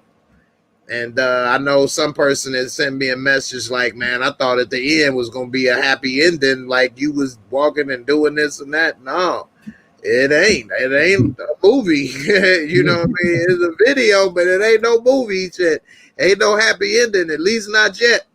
So, but at the same time, you got to make the most of what you got. Like one journey make it count. Like, what I mean, if I give up or I cry all the time saying, woe is me, what would that do? How would that help my situation? How would I, maybe get the help I need, or, if something is available or do whatever, how could I wouldn't do it. I'd be laying here. Nobody would know. Nobody would help. And like somebody said today, like God helped those who help themselves. So, you just got to keep plugging along, man, in life. And you never know what the future holds, Yes, sir. Yeah. So my son told me about starting a YouTube channel. It's about to be almost 5 years ago now. And I'm like, man, don't nobody want to hear what I got to say. I don't know how to make no damn videos. What is you talking about? And I gave it a try, and I ain't never stopped since. Like, so you never know. And that's led to me doing comedy, stand-up comedy, now doing TV shows, interviews, all kind of stuff. So you never know what may happen, and who knows what the future holds. So if you all got a dream, whatever it may be, go for it. If you don't make it, at least Whereas, like, before I even tried this stuff, I used to say, I should have did this. I could have did that. I should have tried this, and beat myself up over it because I never gave it a shot. So I don't know if I could have, or if it wouldn't have worked, or what. So it's best to go for whatever it is, and then at least well, that was for me, or it wasn't for me, And all the time people, come and talk crazy and do different stuff, whatever that could be depressing, but at the same time, it's a lot of people that are supportive out there and, encouraging. And so, you just got to focus on that type of stuff in life, man. And who knows where you may go, So yeah, so when did you like find your niche on YouTube? Like, when did you find out, okay, this is what I want to do, and then it started working?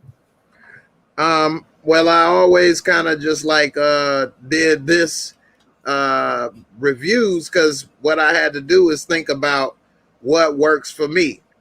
So because of my injury and the type of person I am, I don't want to have to depend on somebody to take me somewhere or to help me do something, or I need they help with this, or if they don't come or do this, or I can't do it. So I figured, well, I watch a lot of movies. I already know and have a memory that I can remember stuff easy, and I'm already quick with it and do jokes all the time anyway, my whole life. Like my son inspired me to do it because when I watch movies, like what I do the reviews and voices, that's what I do anyway. Yeah, you might So like well. if we would sit there watching the stuff, I would be saying the same comments and doing the same voices and stuff while we sitting here watching the movie, laughing or whatever. And so I never thought of it past like me and my friend or whoever I'm with watching something and laughing. I never thought of it past that. And at the time, my son, even though he was only like, 12 or something like that, he was really into YouTube, and he kept saying, you should put this on YouTube. And I'm thinking, for one, I don't even know nothing about no damn computers. And what? Yeah. You know?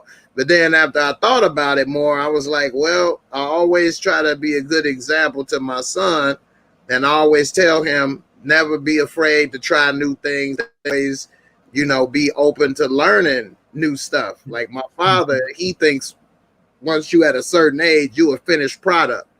Like, I don't know this. What you know about that? You don't know nothing about computers. How you gonna do this? Like, I can learn. Or like if you don't know certain things, like you can't learn it, or that's not your niche, or something like that. So I figured I already got a computer. I already watched the TV. I don't need anybody's help. And I could just go on YouTube and talk about stuff without having to have anybody help me or depend on somebody taking me somewhere or something. And so that's how I ended up doing that. And, I was really just as surprised to find out people, enjoy what I say and do on a bigger scale than whoever's sitting here with me watching TV. When I was younger, I always, even when I was like 5, 6, 7, whenever I go to the barbershop on the weekends, we would talk, and they'd be like, well, what movies you seen, Jay? And I'd be telling them the movies. And when my father picked me up, they're like, man, I feel like I seen the movie. He done told me every little part and broke it down. Little recap. Yeah, I've been doing it like my whole life and stuff. Even when I was younger, I used to watch Siskel and Ebert do reviews. I'm like a kid watching two old white men talk about movie reviews and stuff in trade or whatever. So that's just something that was natural for me. And so, I just, figured, hey, I could do that. I'm already watching these shows. I already talk about it. All I need to do is learn how to, put it on YouTube. And if you go back and see some of my first videos, they was horrible as far as quality, but people can't. But people liked it. Everybody, that's just how you have to grow. That's just right, right. That's true. And so, with that being said, I had the willingness to learn as people responded. Then it made me want to say, "Damn, they like this." Well, if I knew what I was doing, they probably really would like it. And so, that's why I say everybody, help me, more than I helped them, I feel, because, if people wasn't watching it and supporting it, I probably would have stopped and realized, well, this ain't for me. But I gave it a shot. I just didn't win, but I took the shot. If you don't take the shot, you ain't gonna never have a chance to win in the game. So, you got to go ahead, take the shot, and who knows, it may go in. You may win in the game. You may win. So you started doing Power like when it first came out? Yeah. Well, I think I started on season 3 or season 4, something like that. That's still pretty early. Yeah, at the time, the only people talking about Power was me and Mark Dark. And then I think Lamont Tyson started talking about power shortly after it. And then for like the first year or so of my channel, I think we was the only people that I noticed talking about power. And then I started seeing more and more people talking about the show and doing more stuff or whatever the case. And now it's like 1 million people talk about the show now. So, and everything going on. So, like I started talking about it later, but I always watched it. I just never felt like doing no videos on it. You know? Mm-hmm. Yeah, I didn't know people watched this type of video, but YouTube has so many categories. So, like when I'm watching YouTube, I don't watch people talk about TV shows. You know, I didn't even know that was out there like that. My son was telling me, I'm like, what? People watch people talk about the show? Literally, like on YouTube, you can do anything you want. Yep, you know? That's true, and it's a niche for almost every category, you know, that you want to get into. So, you know, like you say, like I tell people, you know, do what works for you. If you do hair already, then, you know, talk about what you do already. Now it's not as you doing something totally new, making it harder on yourself. You know, if you talk about cars or you like cars, then you do that. If you're a computer geek or whatever, then do that. You know how to fix stuff, then do that. You know, whatever the case may be, you know, politics, whatever the case. Now, not to say everybody is entertaining enough, because this is an entertainment platform. So, you know, people want to be entertained doing it. But like I say, take the shot. You never know. You know, so I didn't think everybody would be so interested. Now I did think like I was funny, but like I thought of it as funny with my friends cracking jokes. I didn't think like a mass scale like that. I didn't think big like that. It just translated over to your videos. Yeah. So that was to my surprise as well. Like in school and growing up in Chicago, like people come for you all the time for anything, roast you or whatever. So you can't just sit there and be like, you got to be on the spot, quick-witted to come back. You know what I'm saying? That's how you defend yourself. Then people ain't gonna come for you because they know you gonna be right on their ass right back. You know what I'm saying? So I have been training my whole life basically on making jokes and being quick-witted. And even in high school, we really was doing it a lot. And me and my best friend was like two of the funniest people in the school.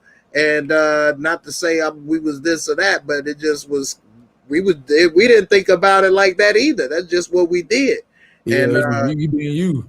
Yeah, and a couple people that used to hang with us, you know, they was all right. But one of them, he used to just come back and just recite all Martin jokes from the show Martin. We'd be like, man, damn, man, what you gonna come up with your own jokes or whatever? But make a long story short, him and another guy was like they're professional comedians now. Yeah, me and my best friend would be like, man, how the hell are they comedians? Who was paying to see them? Like, they wasn't as funny as what we was doing at the time. And I never thought about doing it. But then as doing this, I'm like, wow, I kind of wasted some time. I should have went out and tried it, you know, took the shot sooner when I was, you know, 18 or 20. Yeah. You know, so that's why I say go for it, man. Don't waste no time. Yeah, I think I'm trying to stand up next year. I'm gonna give it a go at it. Yeah, man, go for it, man. You seen I did some stand-up comedy? Yeah. So, man, if I could go in my worst time in my life and still make it, then you definitely could go for it in your best time. And you know, it is a skill. You know, you do need to work on it. You know, I would write stuff down, but I wouldn't sit and like try to make up a joke. It's just whatever I say or observe and say stuff funny naturally, I would then start writing it down, because normally I would say stuff or whatever and then I wouldn't think about it later. But then I started saying stuff or whatever, then I go back and write it down so I can remember it and, you know, see how it go. What's up, Tamika? How you doing, Tamika? I got a couple I'll see you later. I got a couple of friends that do that did stand up, and I was just like playing around with them. I was talking about. I was like, yeah, you know, I've always wanted to do it, stuff like that. And like, all right, bet, let's get you signed up. I was like, damn, hold on, I ain't got nothing written down. Yeah, but yeah, we're gonna get it. Because I've been there. Yeah, I've been there at the comedy club a couple times, and people think it's simple, and they get up on stage and be like, I ain't really had nothing wrote down. I was just giving this a try. Like, man, get your ass off the stage. What is you doing? Like, I know the first time I go up, I'm gonna bomb. It's just gonna happen. I know it's gonna happen. But maybe not. Like, you gotta prepare. Like, not to say I'm this or that, and it probably will happen, but I never bombed, you know. And I've been up there at least about 10 times or so, and I never bombed, you know. Now, I prepared and wrote stuff down. I never just went up there without nothing to say. And I don't just go up and say all the same kind of jokes. I try to mix it up, you know. And, you know, I'm not to say that they probably wouldn't boo me because I'm, you know, injured or whatever. They probably would if you say the wrong stuff or whatever. I just think people, comedy crowds, they don't care. Right. They do not care. Right, they better roll your ass up out of here, boy. Like, hey, it's a ramp back here, motherfucker. I'm built for drive-bys. Talk some shit here. I'm on your ass, boy. Not care. For real, this all-wheel drive in this piece. I'm on your ass. What you was talking? What? Yeah, they some of the most aggressive people, man. For real. I had to go to switch to OG Pretty Thug up in this piece. Right here, homie, what? What you say, homie, what? I'm right here, homie, what you say? Is there a problem, homie? There a problem? I'm telling you, cause I've been to some comedy clubs, and boy, it's rough. Yeah, I ain't never seen nobody get booed off, but it's been rough. I've seen him get booed off. Yeah, and I seen a woman come up to the stage telling him that he ain't shit because the dude was making joke about the homeless people, and they had kicked her out the club. She was so aggressive to him. I thought she was gonna fight him on the stage. And that's another thing. Like I want to do comedy, but it's like I don't want to offend nobody because I know if I started to say a life experience, something like that, it might offend somebody. You know, Hey, that's the thing with comedy art form, though. It pushes the boundaries. Yeah. And that's a problem today with this whole cancel culture and everybody offended over every damn thing. Like, you came to laugh. How you uptight, ready to be mad about shit? What the hell is wrong with you? That you can get canceled for the most stupidest thing. You just say hi and you get canceled somehow, you know? Yeah.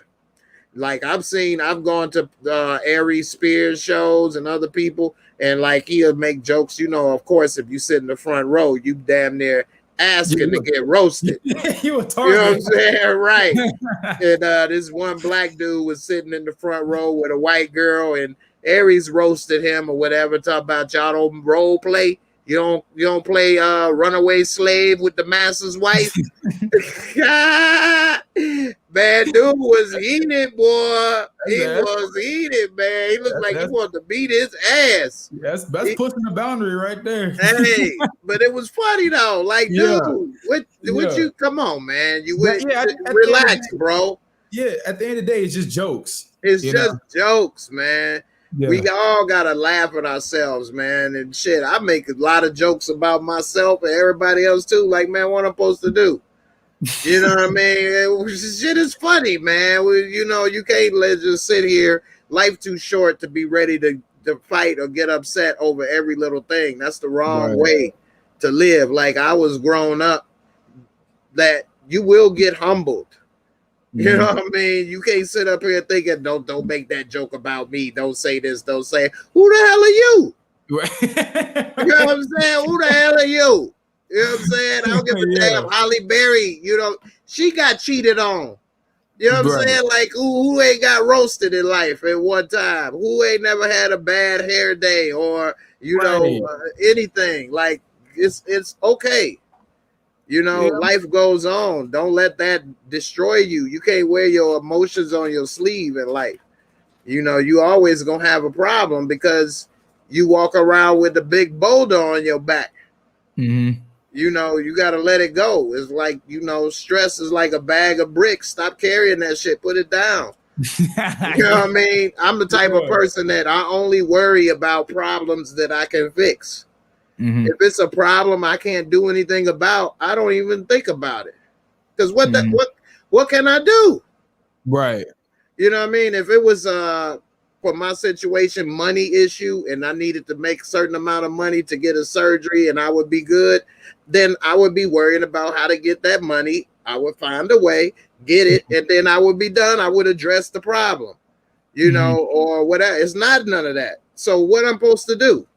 Just sit and keep worrying about something that nobody can do anything about? So I address problems and worry about problems that I can address, because if you address it, you won't have to worry about it no more because you fixed it. You know what I mean? And if you can't fix it, then it's out of your hands. Worrying won't be able to do nothing. You could have faith, and then if you got faith, it's nothing to worry about because you know it ain't in your hands no way. Yep. So, you know, I don't worry about stuff that's out of my hands. Because I can't do nothing about it, and things that I can have some control over, I only worry about it until I have it, you know, fit. I don't like worry, but you know, it's only on my mind until I can fix it, and I'm thinking about ways to address and fix it. You know, I don't just sit there, woe is me, oh, I can't pay this bill or this or that. No. How I'm gonna come up with the money for this bill? How I'm gonna fix, you know, learning how to do this computer stuff. You know, what I need to learn, what I need to look up, what I need to do. You know, how I'm gonna get this car or whatever. You know, and then I go and figure out a way to do it, and then I do it, however long it may take. So, you know, one thing keep me going. I don't talk about it and worry about it because it ain't nothing I can do about it. True. Yeah, it's out your hands. It's out of my hands. Now, if they come up one day with this surgery or something and I need 50 grand or something, then I'm going to be figuring out what I need to do to get 50 grand.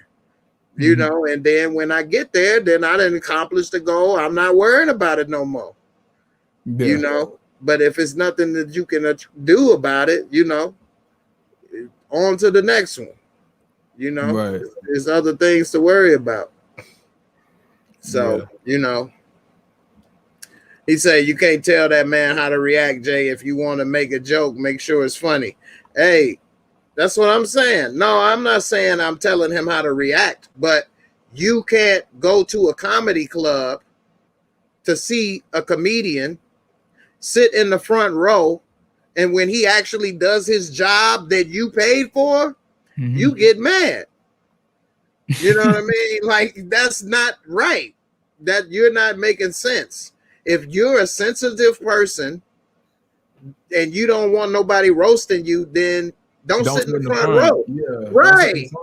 Right. You're a whole time in the front row. Right. Or watch it on video. Yeah. You know, like, people should be more in touch with who they are as well. I think a lot of people don't know who they really are inside. Like, a lot of people, you ask them who they're about, they'll tell their job, where they work. Like, you are where you work?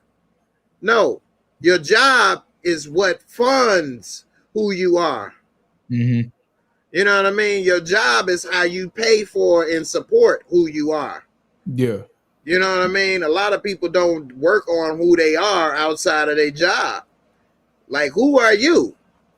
You know what I mean? So, like, I have never thought of myself as my job, because I always had multiple jobs or different things or different ways to support and fund who I was in my life or what I wanted to do. And I never thought of myself as I'm this. Oh, that's why one reason when I was injured and couldn't work no more, I wasn't tripping, because I didn't give a damn and I had good jobs, but that ain't who I was. I can find another way to make money. That's just the way I made money. You know, but that wasn't who I was. Not to say I was, you know, Picasso or some shit, you know what I'm saying, or Eddie Murphy, you know what I'm saying, but you know, I just didn't think of myself as, without this job, I have no identity. But a lot of people, you know, put so much time, effort, and stuff into their job, they don't really develop an identity outside of how they, earn a living. Mm-hmm. And so I think people should be more in touch with that, but that's just my opinion, because if your job get taken away, a lot of people sometimes are lost, and where I was growing up, I never put all my eggs in one basket. Whether I was, a manager at UPS, I always had another side gig and, working somewhere else or doing something else. Or, whether I was working in sales with, Radisson Resorts, I still would work and do something else or, have other things going on. So I never thought of, one job is only me. I was thinking of, I can make this money and use this so I can go travel, or so I could go be with my girl and do this or that, or so I could go buy this car I want and then do this and that, or have this house. I wasn't thinking like I'm trying to work here and move up and do this and do that. Like even where I did move up and do this and that was so I could get more money, so I can go be with my girl and do this and that or whatever. You know what I'm saying? Like I wasn't thinking like I'll be here and do this and that because I am a supervisor. Because somebody will be waiting for your ass after work. You know what I'm saying? Like you think that job is gonna protect you or something, like whatever. Like sometimes people are like trying to cuss you out in their car or honk at you. Like, don't you know I'll follow your ass and kick your ass? Who the hell are you talking to? You ain't my boss or supervisor. Like, who, what? Yeah. So sometimes people get confused. And so, it is what it is. But I just try to keep it moving, man. And I don't take life that serious. It is serious, but I don't take myself so serious, rather, I should say, and if everybody think about it, like who the hell are you? Like Dr. Martin Luther King got killed. They killed JFK. Who the hell are you? Right. Like for real. Like what you think nothing bad can happen to you? Who the hell are you? Did the world stop when that happened? Like they killed Jesus. Like who the hell are you? The world kept moving. Like life is gonna go on with or without you. You know what I mean? Not to say nobody cares about you or nothing, but like we shouldn't take it so serious. Like we are our own most important person in our lives in a way. So like, don't get me wrong. When that happened to me, it was a major event to me. But like the job FedEx didn't have a day off. They didn't have a memorial or they actually told me that I was fired for a no call, no show. I'm like, look, I'm in the damn hospital, dumbass. What is you talking about? No call, no show. I'm never going to show again. What are you talking about? You know what I'm saying? What is you talking about? No call, no show. I'm trying to get some sympathy over here. You can send me a fruit basket or some shit. She like, well, sorry, gotta go. I'm like, ain't that some shit? Yeah, these jobs don't care. No, they don't. No, they don't. So, they didn't even give me a fruit basket. Nothing, just sent you on your way. For real. So, ain't nothing, out there. Yeah, man, Mike, like, we gotta all keep that stuff in mind, and so yeah, life a gift. Everybody died, but not everybody lived. That's true. Like the show The Walking Dead is real. A lot of people walk around and ain't doing nothing. They just walk around dead. Ain't trying to learn nothing. Ain't trying to do nothing. A lot of people that come here to help me or whatever, they ain't doing nothing with their life. And it's like, not to say because they helping me is they not doing nothing. It's just like from 20 to 50 years old. Sometimes people 60 years old and don't have bank accounts. Ain't saving no money, never been anywhere, don't want nothing out of life. Yeah. Just going through this routine and stuff. And I'd be thinking, damn, how could you be doing this? Try to put a plan together, something, not to say everybody should strive to be rich or this or that, but you should strive to be able to live your life, meaning that you may have to work a job, but you should be trying to be thinking about at least doing something for you sometimes. saving some money so you can go travel here or go experience that. I know with the virus and pandemic, maybe people don't want to travel here or do that. I get it. I don't know. I think the country is open, ain't it? Yeah, I mean this country, but you know, some people may want to go see other countries or whatever. But whatever the case may be, like I talk to a lot of people, and they'll be like, "I'll be like, well, did you see this? No, but I saw or read about it on Facebook. You been there? No, but I saw it on Instagram or Facebook. So like, you living life vicariously through your phone. Yeah. Don't see about it or hear about it on Facebook or Instagram. You go and watch it. You go see it. Or do it, yeah. Or do it. Exactly. You know, people be like, well, yeah, these people said it wasn't no good, so I didn't watch it. What if you didn't agree with them? Mm-hmm. You know what I'm saying? Like, I can see some things, but, you know, see some things for yourself. Yeah, I had a friend the other day. What's the movie that came out? The Jigsaw film. I had a friend hit me up. He was like, man, it's got Chris Rock, and it's going to be terrible because they I forgot why he said it's going to be bad, but he was like, you have Chris Rock as a comedian trying to do something serious. It's just not going to work. And I want to go see the movie for myself, and I thoroughly enjoyed it. At least I enjoyed it. Right. I want to see it. Chris Rock actually has been doing more serious roles lately, too. Yeah, what was that Fargo he did? Yeah, that was pretty good as well. I didn't get to see all of it, though. But it was pretty good from what I saw. Mike, what's up, man? What's going on, Jay? What's up? Nothing much, man. What's on your mind? Oh, no, I think you guys had a good conversation. I want to just, get in the flow with you guys about life. Oh, yeah, no problem, man. I see you say they killed Jesus, huh? You were talking about, not taking life too serious. Like, I agree with that, man. You shouldn't take life so serious, everybody. Like, especially nowadays, people get canceled left and right for anything. You love one person one day, they say people are just waiting just to get people out of here to go dig up their past. Like, oh, you tweeted this you tweeted that water ain't cold 10 years ago. Canceling. Like, people are so miserable nowadays. Right. They are. And you know what? All them people that want to cancel people, some people do need to be canceled, but a lot of it is going too far. And if we could look at everybody that's claiming to cancel people and see they skeletons, you know what I mean? They'd be ashamed or need to get canceled their damn self. Yeah. We need to bring back that quote that if you ain't do no dirt, then draw the first rock.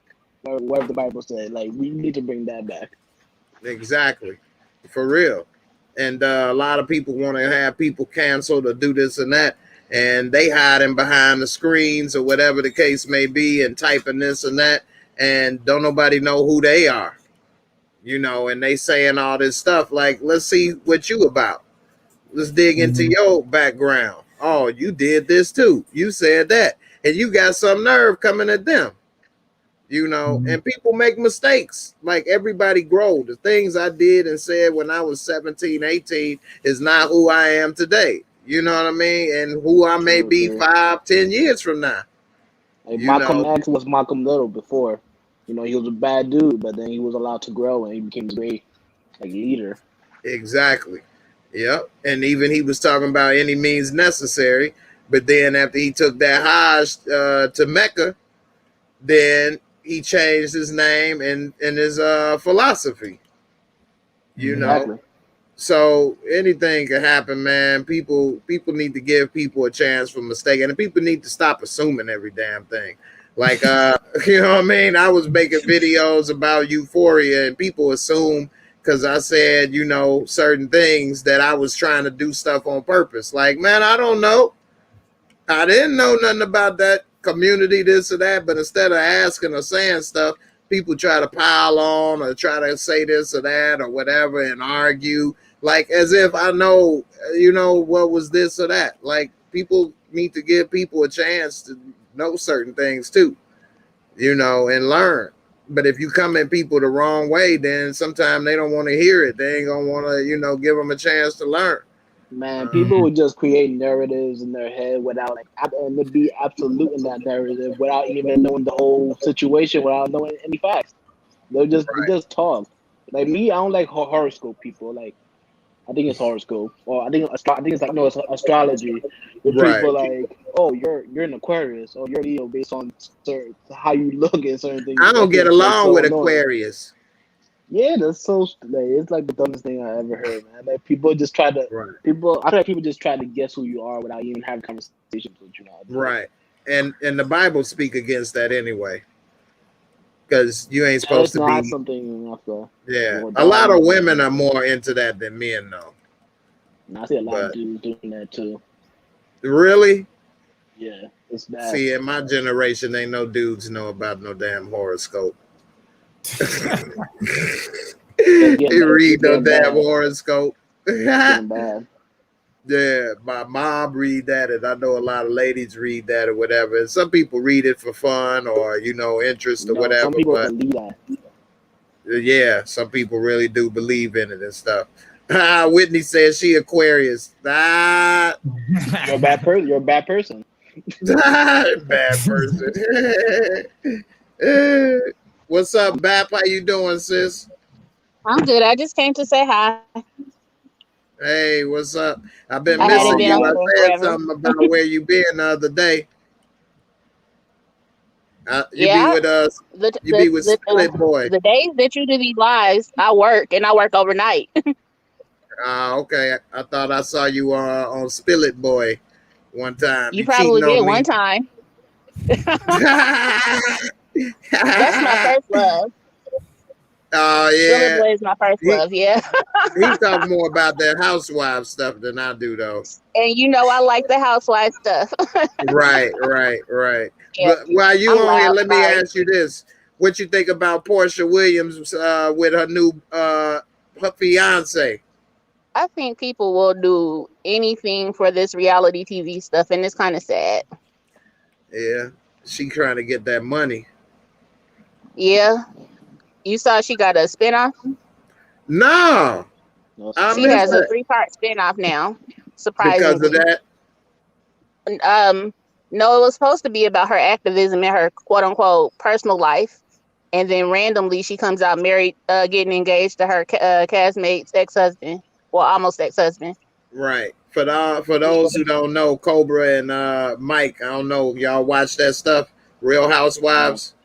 No, my mom. If it ain't does. dunking a Right. basketball or hitting a home run, I ain't watching it. Right. No. I never watched it until just recently because some people kept wanting me to review it. And so Like I just me. watched, right. So I try to, watch last season and this season. These girls is a mess. But just to sum it up, this one girl, Portia Williams, she, another woman that was on the show was married to an older man who was like rich. He like got a net worth of 40 million. He been having them on private jets, everything. He's in his 50s, and the wife was like in her 30s. And next thing you know, they getting a divorce. I'm summing it up. Now they got a divorce, 2 months ago? And now she's just got divorced in February. And now Portia is engaged to this dude after they said 1 month of dating. They engaged, talking about we in love in 1 month. Yeah, she in And love to with kick it that off, bag. the kicker is he accused the ex-wife of cheating. Wow. See, I didn't even know all of that. I have a didn't question. even know all of that. Nicole said Portia getting $1 million. See, Portia does have, from what I know, like I say, I'm new to the show. She's had rumors of financial problems and bad credit because one of the other girls always like to come at her, Kenya Moore, and say she got bad credit or no, financial issues, and to marry a rich dude. I have a question about these reality shows. Like, are any of these relationships confirmed, or are they just made up for like TV show? Like, do anybody really know if they're together? No, them people are for real engaged. Yeah, they like, say they for, feel like, engaged. like for real. Like you see that, like they have a wedding and all that. They did have a Like wedding. he got her a nice, huge behind wedding ring. Yeah, and it's another woman, Cynthia Bailey. She was married to the actor Leon, or was with him at one point in time. And she just got married on the show, which she was doing too much. She got on my damn nerves talking about how many people she want to have and this and that. And if she can't have a big wedding, this during the pandemic. Talking about she don't want to get married. Her husband like, look, I just want to marry you. I love you, man. I don't care if we can have a big wedding or not. She's like, we ain't going to get married then. You should just, that should have been a sign. You showed up their ass. Hey. For real, and she might be one of the realest ones out of all of them. That's the sad part. How about I see Stars got a new TV show out right now. Who? Stars. Which one? I don't even know. I just seen it pop on my timeline. Okay. What's the thing called? Whitney said, "Bap, do you think Portia is pregnant? She looked like she had a bump on Instagram when she made the Mother's Day post." I know Portia. I don't think she's pregnant either. I know she gained a lot of weight, but it went all in that booty. Yeah, I don't think she's pregnant. I think she's trying to drum up controversy for that. She's more than her body, Jay. Stop objectifying her. Well, she shake that ass like it ain't no problem. Right. And they had, for the one girl you asked about, do they get married? So the one, Cynthia Bailey, Whitney said that Leon is her baby daddy, and she's had 3 weddings on the show. Damn. I didn't know it was 3, but they had a bachelorette party. That's gotta be for like entertainment. There's no way. They mixing their real life into the two weddings was to the same person though. It wasn't like it was a vow renewal. Oh, yeah, I did hear about that. That dude looked old as hell. And what's the time? He's not that old. He just look old. That dude looked old as hell, boy. So she had a bachelorette party, and Candy Burris, who was on the Shy as Doodah's wife, she's on the show now. She used to be in the group Escape too, but she put together a little bachelorette party, and they had a dude named Bolo who had like a foot-long Subway sandwich on display, and he smashed Portia and her friend. He smashed both of their ass off camera that night, and this was only like a month before she done got engaged to this dude. Talking about I done found love. You just found a $5 footlong the other night. Yeah. You know what I'm saying? You just had more than a mouthful. For me, grown people can do what they want to do, but the part that was crazy to me was when she said that they co-parenting her daughter. Like that, how are y'all already co-parenting?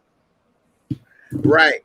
And another thing, so she talking about in the Instagram post that she put up, she talking about give it up for 2 black men stepping up or whatever. What you think? what they supposed to do? Fight for you? What you would think? Well, they ain't got a choice. No, she said that because her baby's dad and the new fiance were business partners and friends. Oh, that's messy. It's so messy. That is messy. She is dirty. Let me ask you a question. Why do women like shows like this? This sounds so messy to me. I'm like, I can't keep up. I can't really keep up. Why do people watch shows where people kill each other over drugs? But that ain't real though. Yeah, but it ain't real. But this reality show, you gotta say ain't no reality drug dealing show. Let me park my car real quick. All right. Yeah, don't crash. She's driving. Oh, I did be careful now. But yeah, that's a good point. So people watch like drug dealing shows or whatever, but that's entertainment. It's not real. Just like Arnold Schwarzenegger blowing up people, you don't think he really killed them. Right. You know, these people really got drama, really messy, and they all are good-looking women and successful, and they are kind of giving a bad example to some women. That they're saying this is real life. Stuff, yeah, this drama stuff and all this is like cool. You know, it's a lot of women that keep a lot of drama going. Not to say, so people are influenced subconsciously too. Just like rap music Yeah, just like, like rap I'll be music and nervous all if this there was a stuff. dude named Tommy Egan running around, a white man named Tommy Egan running around just killing people and not getting caught by the cops. Like, you think I'm too serious if Power was a reality show? Right. Right. So that's a little different. Are y'all excited for that Power Book 3? I'm waiting to see it. It's been a while. I've been waiting for it to come out. I know. Part of the reason I wanted to come out so it can hurry up and put book 4 out. I want to see, see my role in there. What they said, book 4 is what, September? It probably ain't gonna be that soon. I think it's probably not gonna come out to the. Isn't before that politician show? Is when? I think BMF come out after. Isn't book 4 that 3. show with for the politics? Like, I think. No, book 4 is with Tommy. That's called Force. What happened to the one with Tay? That's book 5. Yeah, I don't think they even started that yet. They did cancel it, and then I think they bringing it back, but they haven't even started with that. I'm just like, what could you possibly do with that Tay spinoff? That's they could do a lot with politics. No, I'm saying like they got to bring in like how they did with Method Man, bring in Red Man as his brother to make it a little more grimy. You got to bring in somebody else for Tate. Yeah, because remember when Tate hired those gangsters to kill Ghost? So clearly he's connected with the drug game somewhere. And his brother's a cop. See, look, if they was going this route with all these spinoffs, I don't think they should have killed Dre off. They should have gave Dre his own spinoff too. Yeah, they should. Yeah, should have Dre. Definitely, that would have been a good one. Right? Yeah, him going to Las Vegas, and then how that goes. I think Dre did too much to not die. I think so too. But I ended up liking him in the end. Yeah, Dre did way too much to not die, but since they kept making him live, he should have died like 4 or 5 times. I think I heard that they were supposed to kill him off early, but they liked the character so much they just kept it going. Yeah, 4 you're supposed to kill him. Yeah, he was the person you love to hate. Yeah, he was cool at first till he started, backstabbing Ghosts and everybody. He became like loyal to no one. Yeah, like Ghost. No, Ghost problem was he was loyal to too many people. What you talking about? I'm messing around. I'm joking. Not Ghost. No. You guys know women hate Ghosts. All women hate Ghosts. Don't you talk about it? Yours. Wait, who do women? Wait a second. Who do women like? I want to hear this. They love Tommy. Wait, the white boy. They love the white boy that kills the girl. What? Who? Tommy? Yeah, everybody loves Tommy. Who doesn't like Tommy? Tommy is psychotic, and he should have got killed too. Who else do women like? And they like Tyreek. You see how he got 3 little girls on him? Everybody loves Tyreek. They love Tyreek. Well, Tyreek is a child. Well, what? No, he's not. He's a cop. Who the grown women killing dudes? Tyreek got 3 baddies on him. Yeah, he's out here killing dudes, selling drugs. I can't look at Tyreek. I'll be a whole showmo. No, thank you. Right. Who the grown women like? From my comments that I get, I see that of course women love Ghosts, and a lot of women, black women, like Tommy. If it was the whole attraction, I don't feel attraction to anybody, any character on the show. And like character wise, it's not a whole like thing. It's just an interesting story. I don't like any of them characters because they all foul. Yeah. They are bad dudes, but damn, not even Method Man. I like Method Man is so foul, and he the way he tried to do that dang female attorney of his, it was real stupid. He foul as heck too. I don't think he is that bad. Oh, there we go. I found a character that I like. I like Tate's brother. He was in one episode. He was in 5 minutes. I had to think about who the hell it was. Now, I'm gonna ask the guys on here, who y'all like more, Angie or Tasha? Angie. What about you, Mike? Career. And she actually did stuff. Like she actually was winning on the show for like 5 seasons. I don't know a guy who likes Tasha. Man, Tasha was a bad character. She's a terrible character. She was a terrible character. I liked Angie over Tasha that was so too. bad. Besides, almost get her son killed. Get her husband Almost. killed. Yeah, Almost. Yeah, her son isn't dead. Man, Not take no that's piece of enough right her. there. She got It was her like, both of no her piece of her. lovers killed. Yeah, what did she do that was so bad though? you make a good point. You got time? Right. After you put it that way, I'm trying to think, what did she do? Almost made Sean crash opening up the candy store in the first episode. And she got him killed. Got him killed. Well, not really. Look at Stony Rock said he teamed Tasha. Well, there we go. There's Nicole said Angie was horrible. Angie was not I didn't horrible. like Angie either. No. Angie always was causing issues too. She was very problematic as far as like being able to only keep after yourself she out realized she was being manipulated.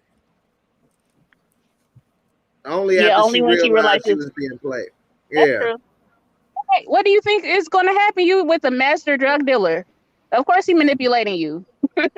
Right. But she didn't know at first he was a master drug dealer. Well, hey, I know to tell you. Yeah, the only person Angie lost to was Ghost. And Tommy at the end. But after that, she was out here winning. She was doing the most foul shit ever, and she kept getting promoted. So in my book, she was better than Tasha. Yeah, that was unbelievable. She was the worst at her job. Right. But Angie was just like Ghost, looking out for everybody. She done got Tariq out of problems. She helped Tasha. She helped Tommy and Ghost. Remember, they was in the school, in the classroom, and she made sure they all got out of jail. She went down too if they got caught. Hey, she could have got immunity. They offered her immunity. She could have got immunity and told the whole operation. Wore wire, set all their ass up. Man, Tommy would have killed her. I mean, he did. He already ended up killing her, but still. Yeah. Nikki say Angie was a double agent. No, she wasn't. A double agent against her actual job. Yeah, she was more against her actual job than against Ghost and Tommy and Tasha. She even looked out for Tasha. They became girlfriends, and then Tasha gonna leave the door unlocked for Tommy to come and kill her. I was so scared. I mean, for her when she did that. Tasha is not your friend, girl. You took her husband. Y'all ain't never gonna be friends. Right. Now, Nikki got a good point. Angie did do him dirty, but she just wanted to make sure he got off of the case. She was really looking out for Ghost. Oh yeah, she did set him up. Yeah. But when Greg got killed, she was pissed. Nah, but she let him on though, so I think that from her. Well, they was together. Yeah, but after they broke up, she kept like try to use him to, get help Ghost out. Yeah. She did get back together with him, but he ain't believe her ass no more. I'm not saying Angie's not foul, but I'm just saying Tasha did worse. She did way worse. Right. Sheena says she just started liking Angie before Tommy offed her. She was annoying. I think when they killed Angie, that's when the Power Season 6 kind of went down. At least for me. Like for me too. That was bad for me too. I didn't like when Angie got killed. Angie had a lot of screen time. That's what Angie had a lot of screen time, so they need to fill that void. Yeah. It left a void for what Ghost's motives was too. Yeah. Because his whole motivation was to be with her and get away from everything. But she had her own storyline too. It wasn't just with Ghost. She was doing her own thing, like in her like department. So it wasn't just with Ghost. So that's what I liked about her character. I don't know. I just felt like season 6 was just rushed. I don't know why. I just feel like it was like she called that cartel member. What's the cartel member that she called?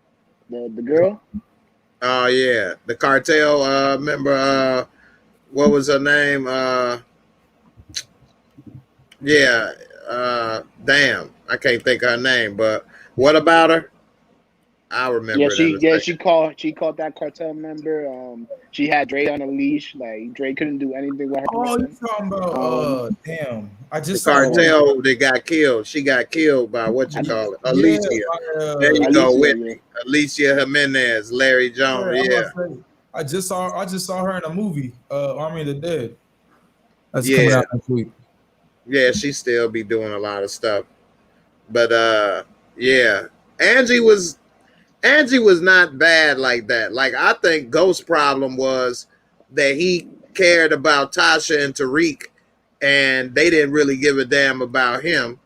But he stayed in New York when he should have left with Angie and went to Miami and just divorced Tasha and gave the money and moved the hell on. And So he cared about to be a Tommy. deadbeat? Well, he wouldn't have been a deadbeat if he gave the money, and then he had it set up. Remember, he said he looked into schools where Tariq could come here and go to school, or they could come for the summer and do this and that. Like, he didn't have to like be a deadbeat. He could have just, you know. They killed Ghost for being a good father. Like, I'm sticking to it, man. He tried to keep his son off the streets, and they killed him for it. It was crazy. I don't know. That's true. Some people, Ghost still alive, so. Yeah, Ghost is dead, but they do have like Omari Hardwick talking about a Ghost prequel or something now. No, I heard about that too, but I think Kemp was like that they were gonna include it in Raising Kanan, but there would be no stakes with it. Like, we already know that Ghost and Tommy are gonna survive and everything, so you can't create stakes. But I'm like, it's the same thing with Kanan though. Kanan gonna survive too. So exactly. Like, I didn't get that. Exactly. See. And I think that's why they don't like me, because I don't always go along with what they say. It's all right, they don't like me either, man. Yeah, they don't let me put no pictures in my videos, but that don't make no sense. And a lot of stuff Courtney Kemp say, I think she be trying to throw people off, you know, because a lot of times she'll say stuff just like that. She said, whoever killed Ghost, it was with Angie's gun. Yeah, like, I don't what. Yeah, Bonnie can't be trying to think we're idiots that we don't pay attention to stuff she already. No, it was crazy because I put a video out a while back. I guess Kemp had stated that something is going to happen in Power Book season 5 that's supposed to be some big twist or something. So people were trying to figure out what it actually was, but I mean, she just be saying anything. Yeah, I don't blame her, bro. She's trying to just hype up the show. Yeah. Right. She got her little favorites that she like to support and stuff. Yeah, she loved her. Yo, she loved her. Yeah. Nothing bad ever happens based on the decisions. Like, well, you know, she said Tariq is her. Jay, I think you agree with me on this. When Tommy showed up in Power Book 2 and Tariq was laying in his car, Tommy should have punched that dude right in his mouth the first. Like, damn right. He even said anything. Right. Damn right. That would have been so realistic. He gonna be walking. Hey, what are you doing on my car? Huh? Hey, you better go. What? No, but at the end of the day, I still love this show, you know. Yeah, it's entertaining. No, it's entertaining. Yeah, it's entertaining. Yeah, but if you think about it too much, it's got a lot of problems and plot holes and stuff that don't make sense. It does. Like, I mean, every TV show does, but like Tommy and Ghost killed way too many people for the cops to not to have zero idea. Ain't got no zero idea. The Wire. Yeah, The Wire. It was more realistic. Yeah. I think they write their stories up in The Wire more than they did with Power, but I like both shows. Mm-hmm. I still look at Wire more than any show right now. Kemp definitely don't like me. I already heard it. But yeah. Snowfall might pass The Wire, but I want to see season 5. But The Wire is still number one for me. The one problem I got with Snowfall.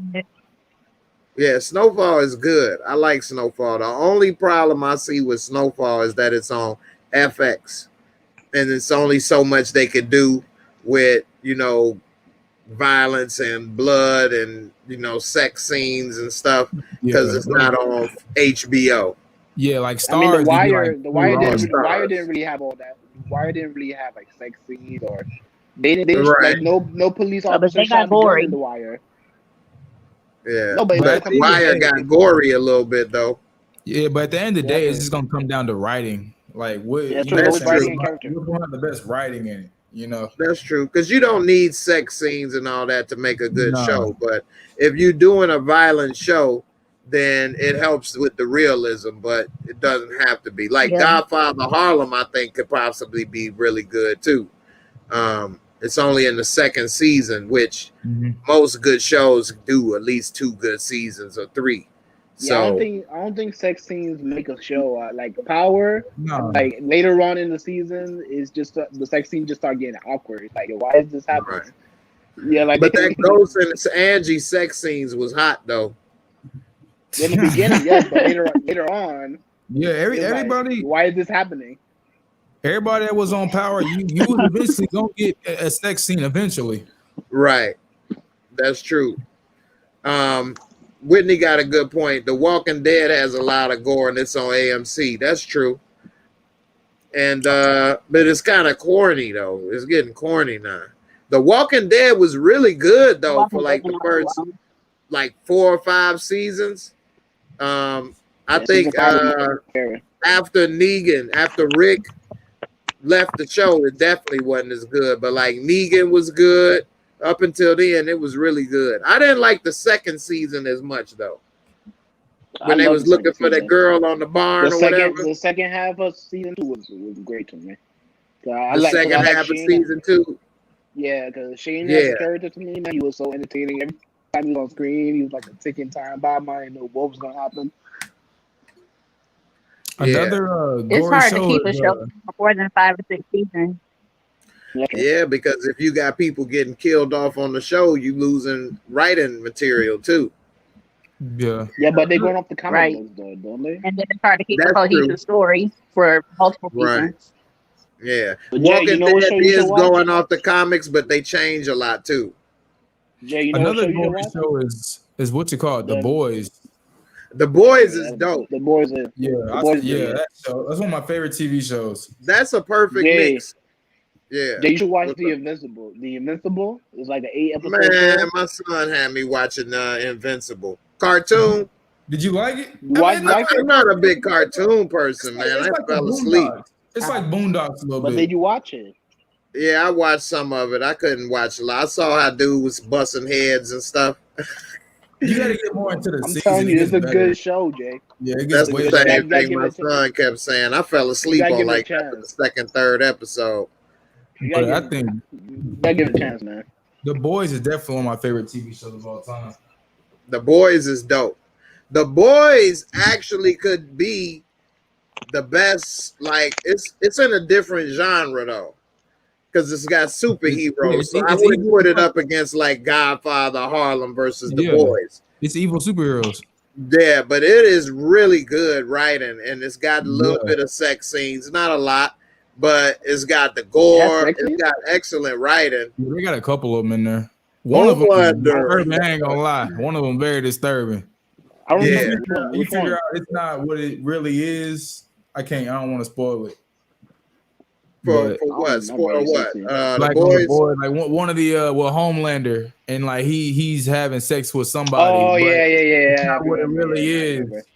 You talking about in the past season? Yeah, I don't know season what 3. I think it was season 3, right? They already season 3 ain't out yet.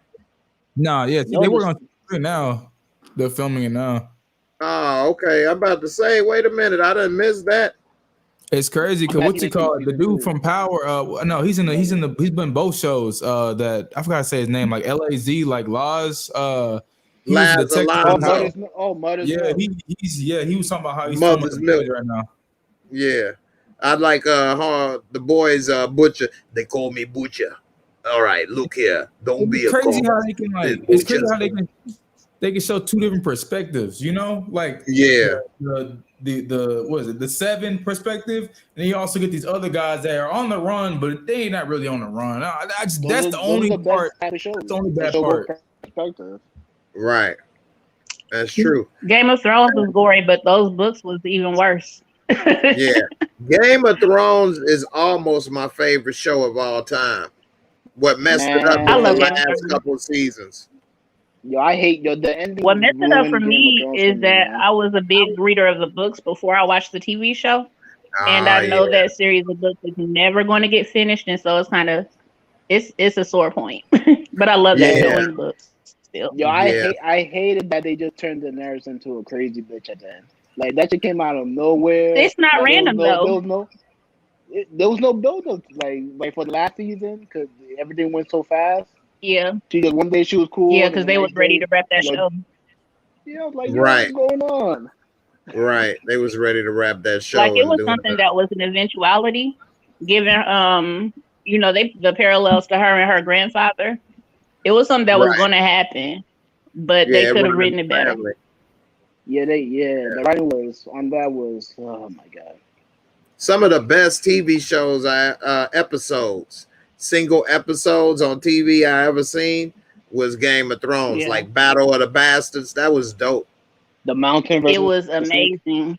That was amazing, y'all. That was dope. And Hard Home was really good.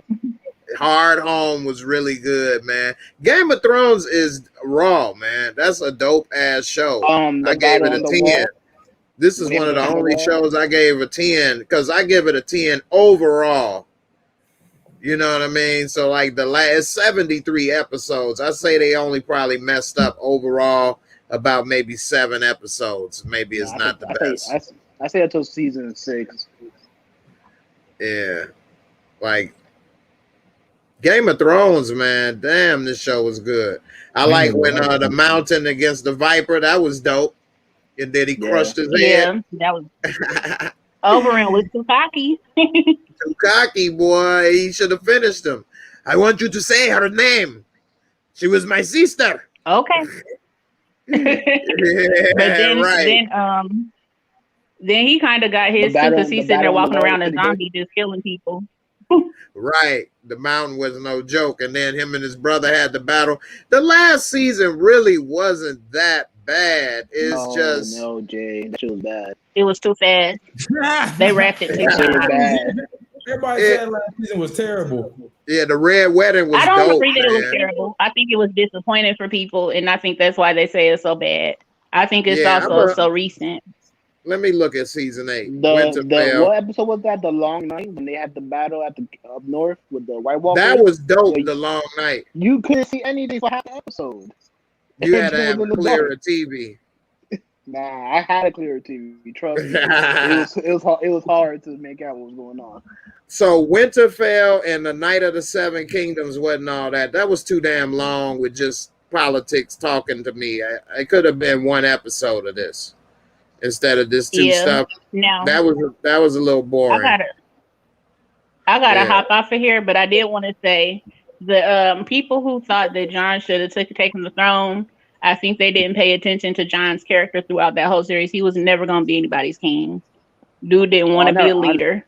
Never. Yeah, I never thought that. But yeah, I don't know. They made Jon into a bitch in season 7. I ain't gonna lie.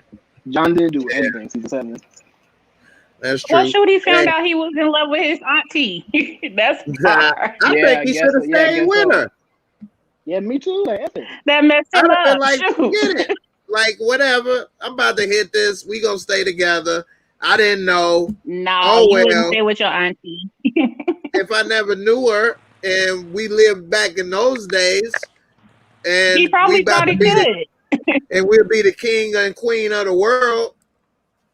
And then you sit there trying to get intimate and you like, okay, auntie. Hey, been that ass on. And she was with it. And she had no mixed feelings about it. She was with you. I don't care about you. Let's get it on. Hey, I would have told that ass up, man. Forget it. We already did the do. I didn't know nothing about this. We live in the weirdest times ever, riding dragons together. What's one more thing weird? But Jay, if you think about Jon Snow, the real villain of Game of like Thrones, I finally found with Daenerys, then she would not burn down that city. Right. You're right. He need to slang that sausage. Jon's the real villain. Yeah, Jon's you know what I'm saying? Yeah, Jon is the real villain because he withheld that not sword. Not the villain because he ain't want to bang his auntie. He kept his sword in his sheath. He was just he should have slayed that dragon. What? Yeah, instead of using his other sword. And then I did like how her dragon, how Drogon carried her body off. Yeah, it looked like he was about to kick Jon's ass for that. Yeah. I was sitting there. I like to mess with Daenerys fans and tell them that he took her off and ate her. He gonna breathe fire in her lung, give her CPR, and have her ass come back as a zombie Daenerys. Yeah, a fire wife. Well, y'all, I gotta go. Really. It's been fun talking to you again, Jay. Hey, no problem. I'm about to get up out of here in a second as well. But I appreciate and it's nice you coming meeting through. you too. I appreciate it. Nice to meet you too. Nice meeting you too. Yeah. I'm saying. And hey, I'll see you Wednesday. Yeah, Wednesday. No, Wednesday. Well, yeah. What time is it? At 8 p.m. Eastern time. 8 Eastern. I'm still be at work. Oh, okay. Your hours changed, huh? No, I'm doing overtime. Oh, okay. Hey, I hear that. Well, that's hours changed. Got to get that money. Right. Hey, I say, well, that's hours changed, but hey, right. You got to do what you got to do, man. Hey, we all got to get that money. Like I say, that's how you fund who you are. You know? Yep. That's how I fund. I'm thinking about going on a cruise for my birthday, but I'm scared because of hurricanes. Yeah, I'd be more worried about this corona. You should be scared about COVID. But she fully everybody get vaccinated, vaccines before they go on the boat. You either have to get a vaccine or you have to test negative before you can get on the cruises. So I already researched that part before I even thought about it. I wanted to get on a cruise so bad. I was thinking about it. And one time I was thinking about working on a cruise ship in the entertainment part, because I used to do go to school for show production. And so I'd be like working the mixing boards and sound boards and stuff, but I never went for it. And so, you know, I should have. That's why I say when I was talking with Cobra earlier, you got to go and take that shot, man. You never know what may happen. Yep, seize life while you can. Hey, for real. For real. All right, y'all. You know, all right. You take care. I'll see you later. Appreciate you. All right. Bye-bye. All right. Yep.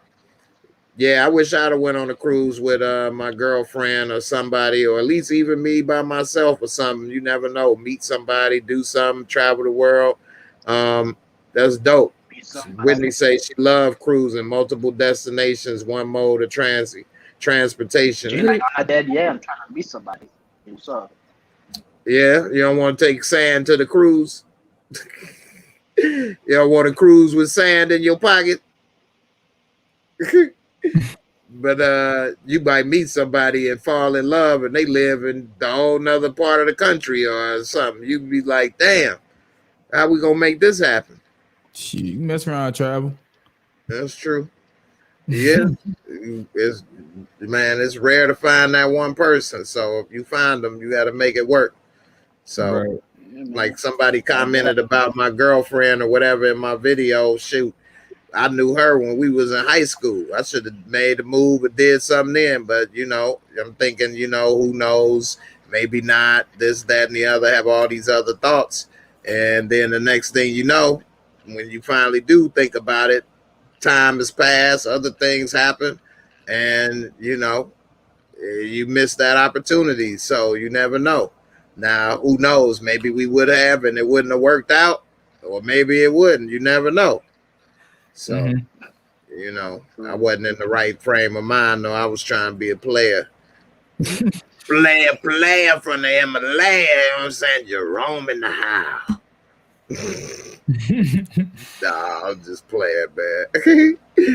But, quick question, man. How much you pay for that mic stand? Yeah. For what? That mic stand. Oh yeah. You talking to me? Yeah. I think this was like 50. Oh.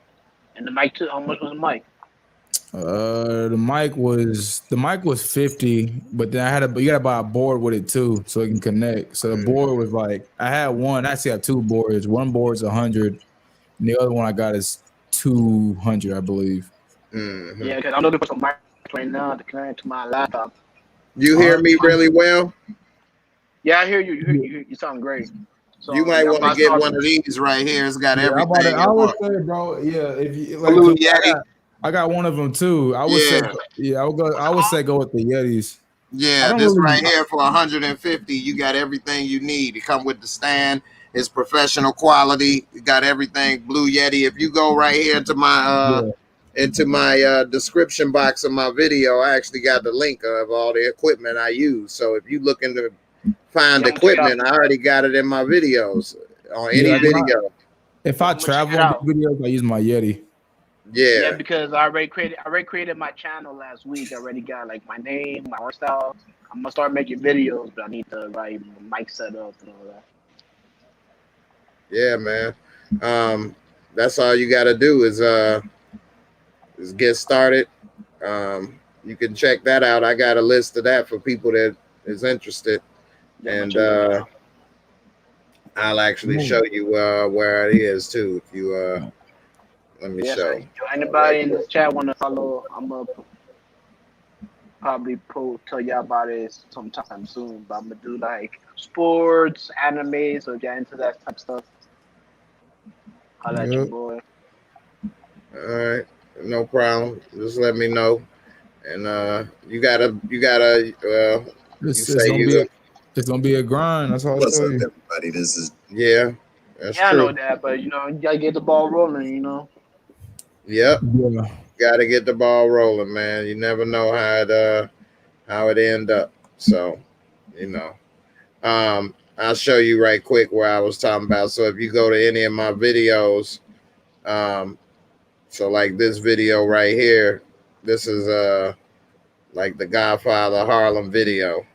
And then right here, if you click under the description box, I already clicked it.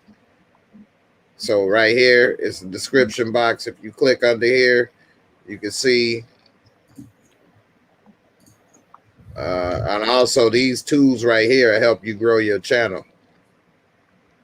I use these that help you with the behind the scenes stuff. So it's more than just putting a video up. You got to put in keywords and all kind of other stuff for your channel. And this stuff right here help you with learning how to do all of that.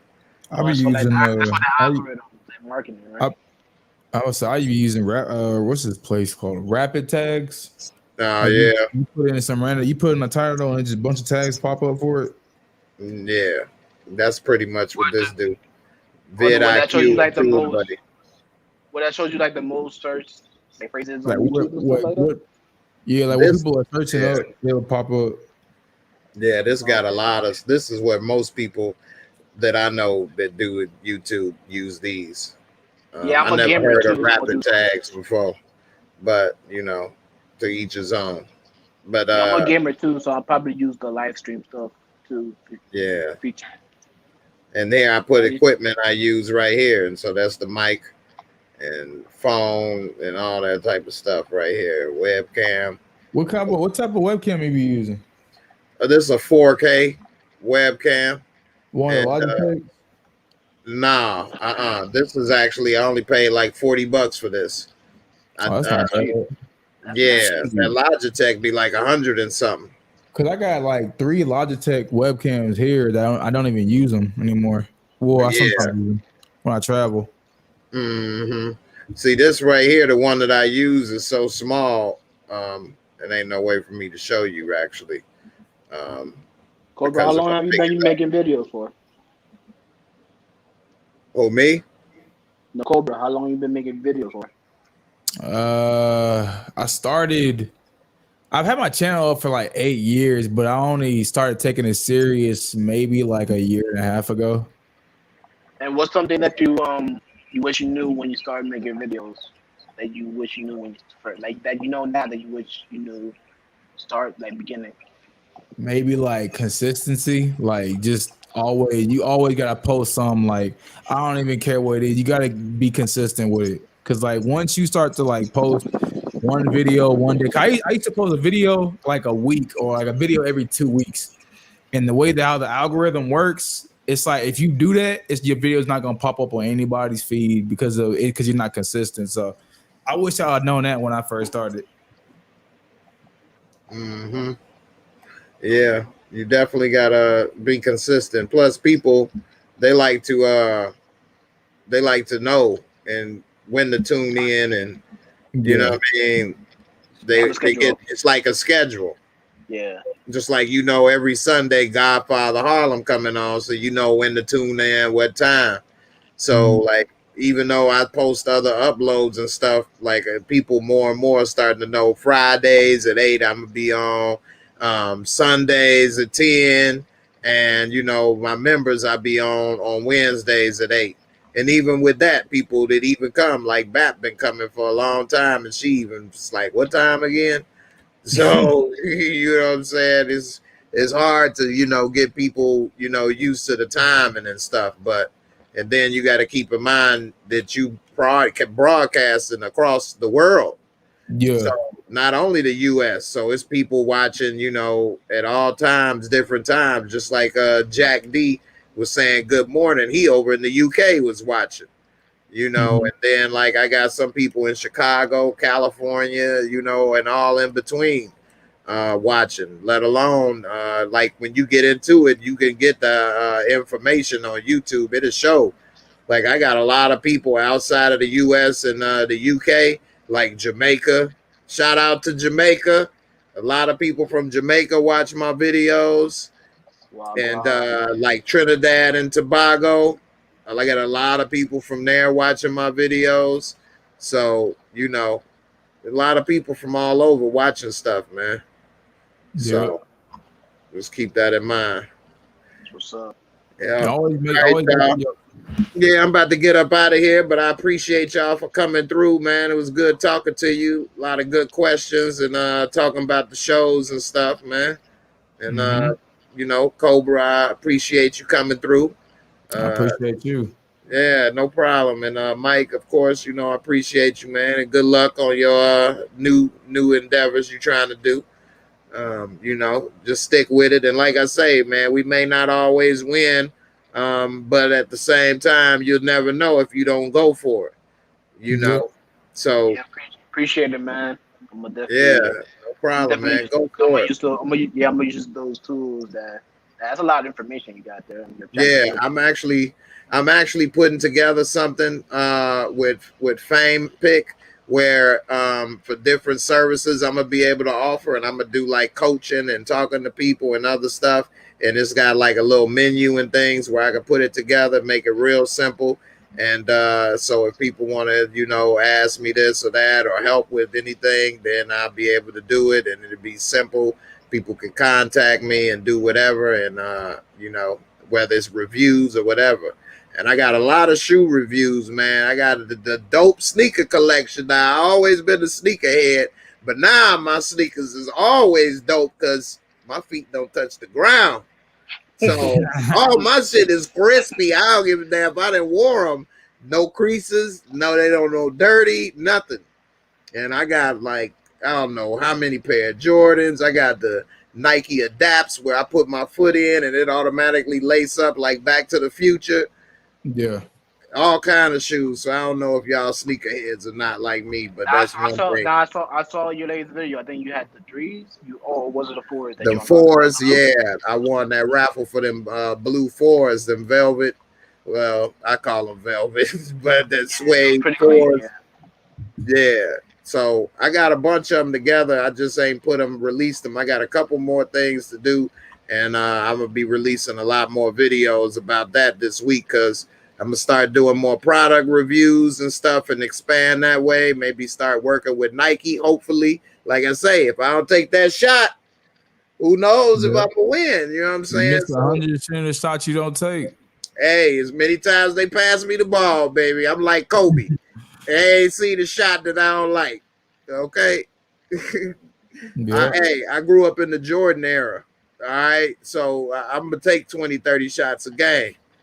You know what I'm saying? But if you don't take 20, 30 shots a game, how you going to average 30 points a game? Right. You know what I'm saying? So, hey, I'm taking the shot, going for acting. I'm going for the reviews. I'm doing the live. You know, comedy, whatever it is, opportunities, I'm going to try to take it and go for it. And hey, I may not succeed at all of them, but I'm going to give it my best shot, you know, and we'll see how it goes. That's all you can do, you know. Yes, true. Yeah. Thanks, Jay, man. Always appreciate it. Have a good night. No problem. Cobra, I appreciate it. Yeah, no problem, man. And Sally and Whitney and everybody, I appreciate y'all for sticking with it, and everybody else that's still watching. We was on long tonight, but it's all good. I'm at the. That's one thing. My computer, I need to. I've been running out of space. I do got a hard drive, external hard drive and stuff, but I got so much stuff. I don't never get a chance to go and just chop it up. But I'm gonna have to really start doing that. More so people can see some of these other clips and stuff. So all right, Jay, I'm gonna head out, man. No problem, man. Appreciate you for coming through, man. Good talking to you, man. Hey, y'all, go on and check out Cobra Star Green. What type of videos you make, man? Let people know right quick. I do power like TV show reviews, movie reviews, trying to think, whoever the latest crazy person is, I always talk about it. Like I talked about some Florida lady that just went back to high school to get her little likes up on Instagram, and just stuff like that. Honestly, just have fun. I try all that stuff. Okay, yeah, man, I appreciate you. Hey, no problem, man. You're more than welcome. Come back anytime, man. You know, just let me know. Yeah, appreciate it, man. You take it easy. You too. And yeah, and everybody out there, man, I'm glad y'all stuck with the show. Godfather Harlem was dope. I'm looking forward to the Shy season 4. I talked about a lot of other stuff tonight. I hope y'all enjoyed the show. I'm about to get ready to wrap this up. We've been on here for a minute. I'm going to see if I got time to chop it up for everybody so that other people can enjoy it who didn't have attention span. Shame on them. But anyway, everybody that did, I appreciate y'all. Hey, Nikki, good night, sis. Don't be talking about Angie no more, okay? You know I love you, my Angie. Don't you do that. Don't you talk about the Angie, okay? I'm going to have her come in to get you. Anyway, I appreciate y'all. Hey, no problem, Cobra, man. Hey, even though I'm G.I. Joe, I'm going to let Cobra come through and talk, man. You know what I'm saying? That's how I get down, man. It's a peace treaty. I love my G.I. Joes. Anyway, I appreciate y'all. Hey, Nikki, you know I love you, girl. You my girl. I appreciate you. Sally Ann, Whitney, everybody, Sheena, everybody came through. Tamika, I hope you feeling better. You was on that Earl juice, E&J. And I'm just playing. I don't know what you was drinking on, but hey, I saved one for me. Good night, everybody. Y'all have a good night. Be safe. And I'll see y'all Wednesday for my members. Everybody else, I'll see y'all Friday. And I'm up out of here. Y'all have a good one. Peace.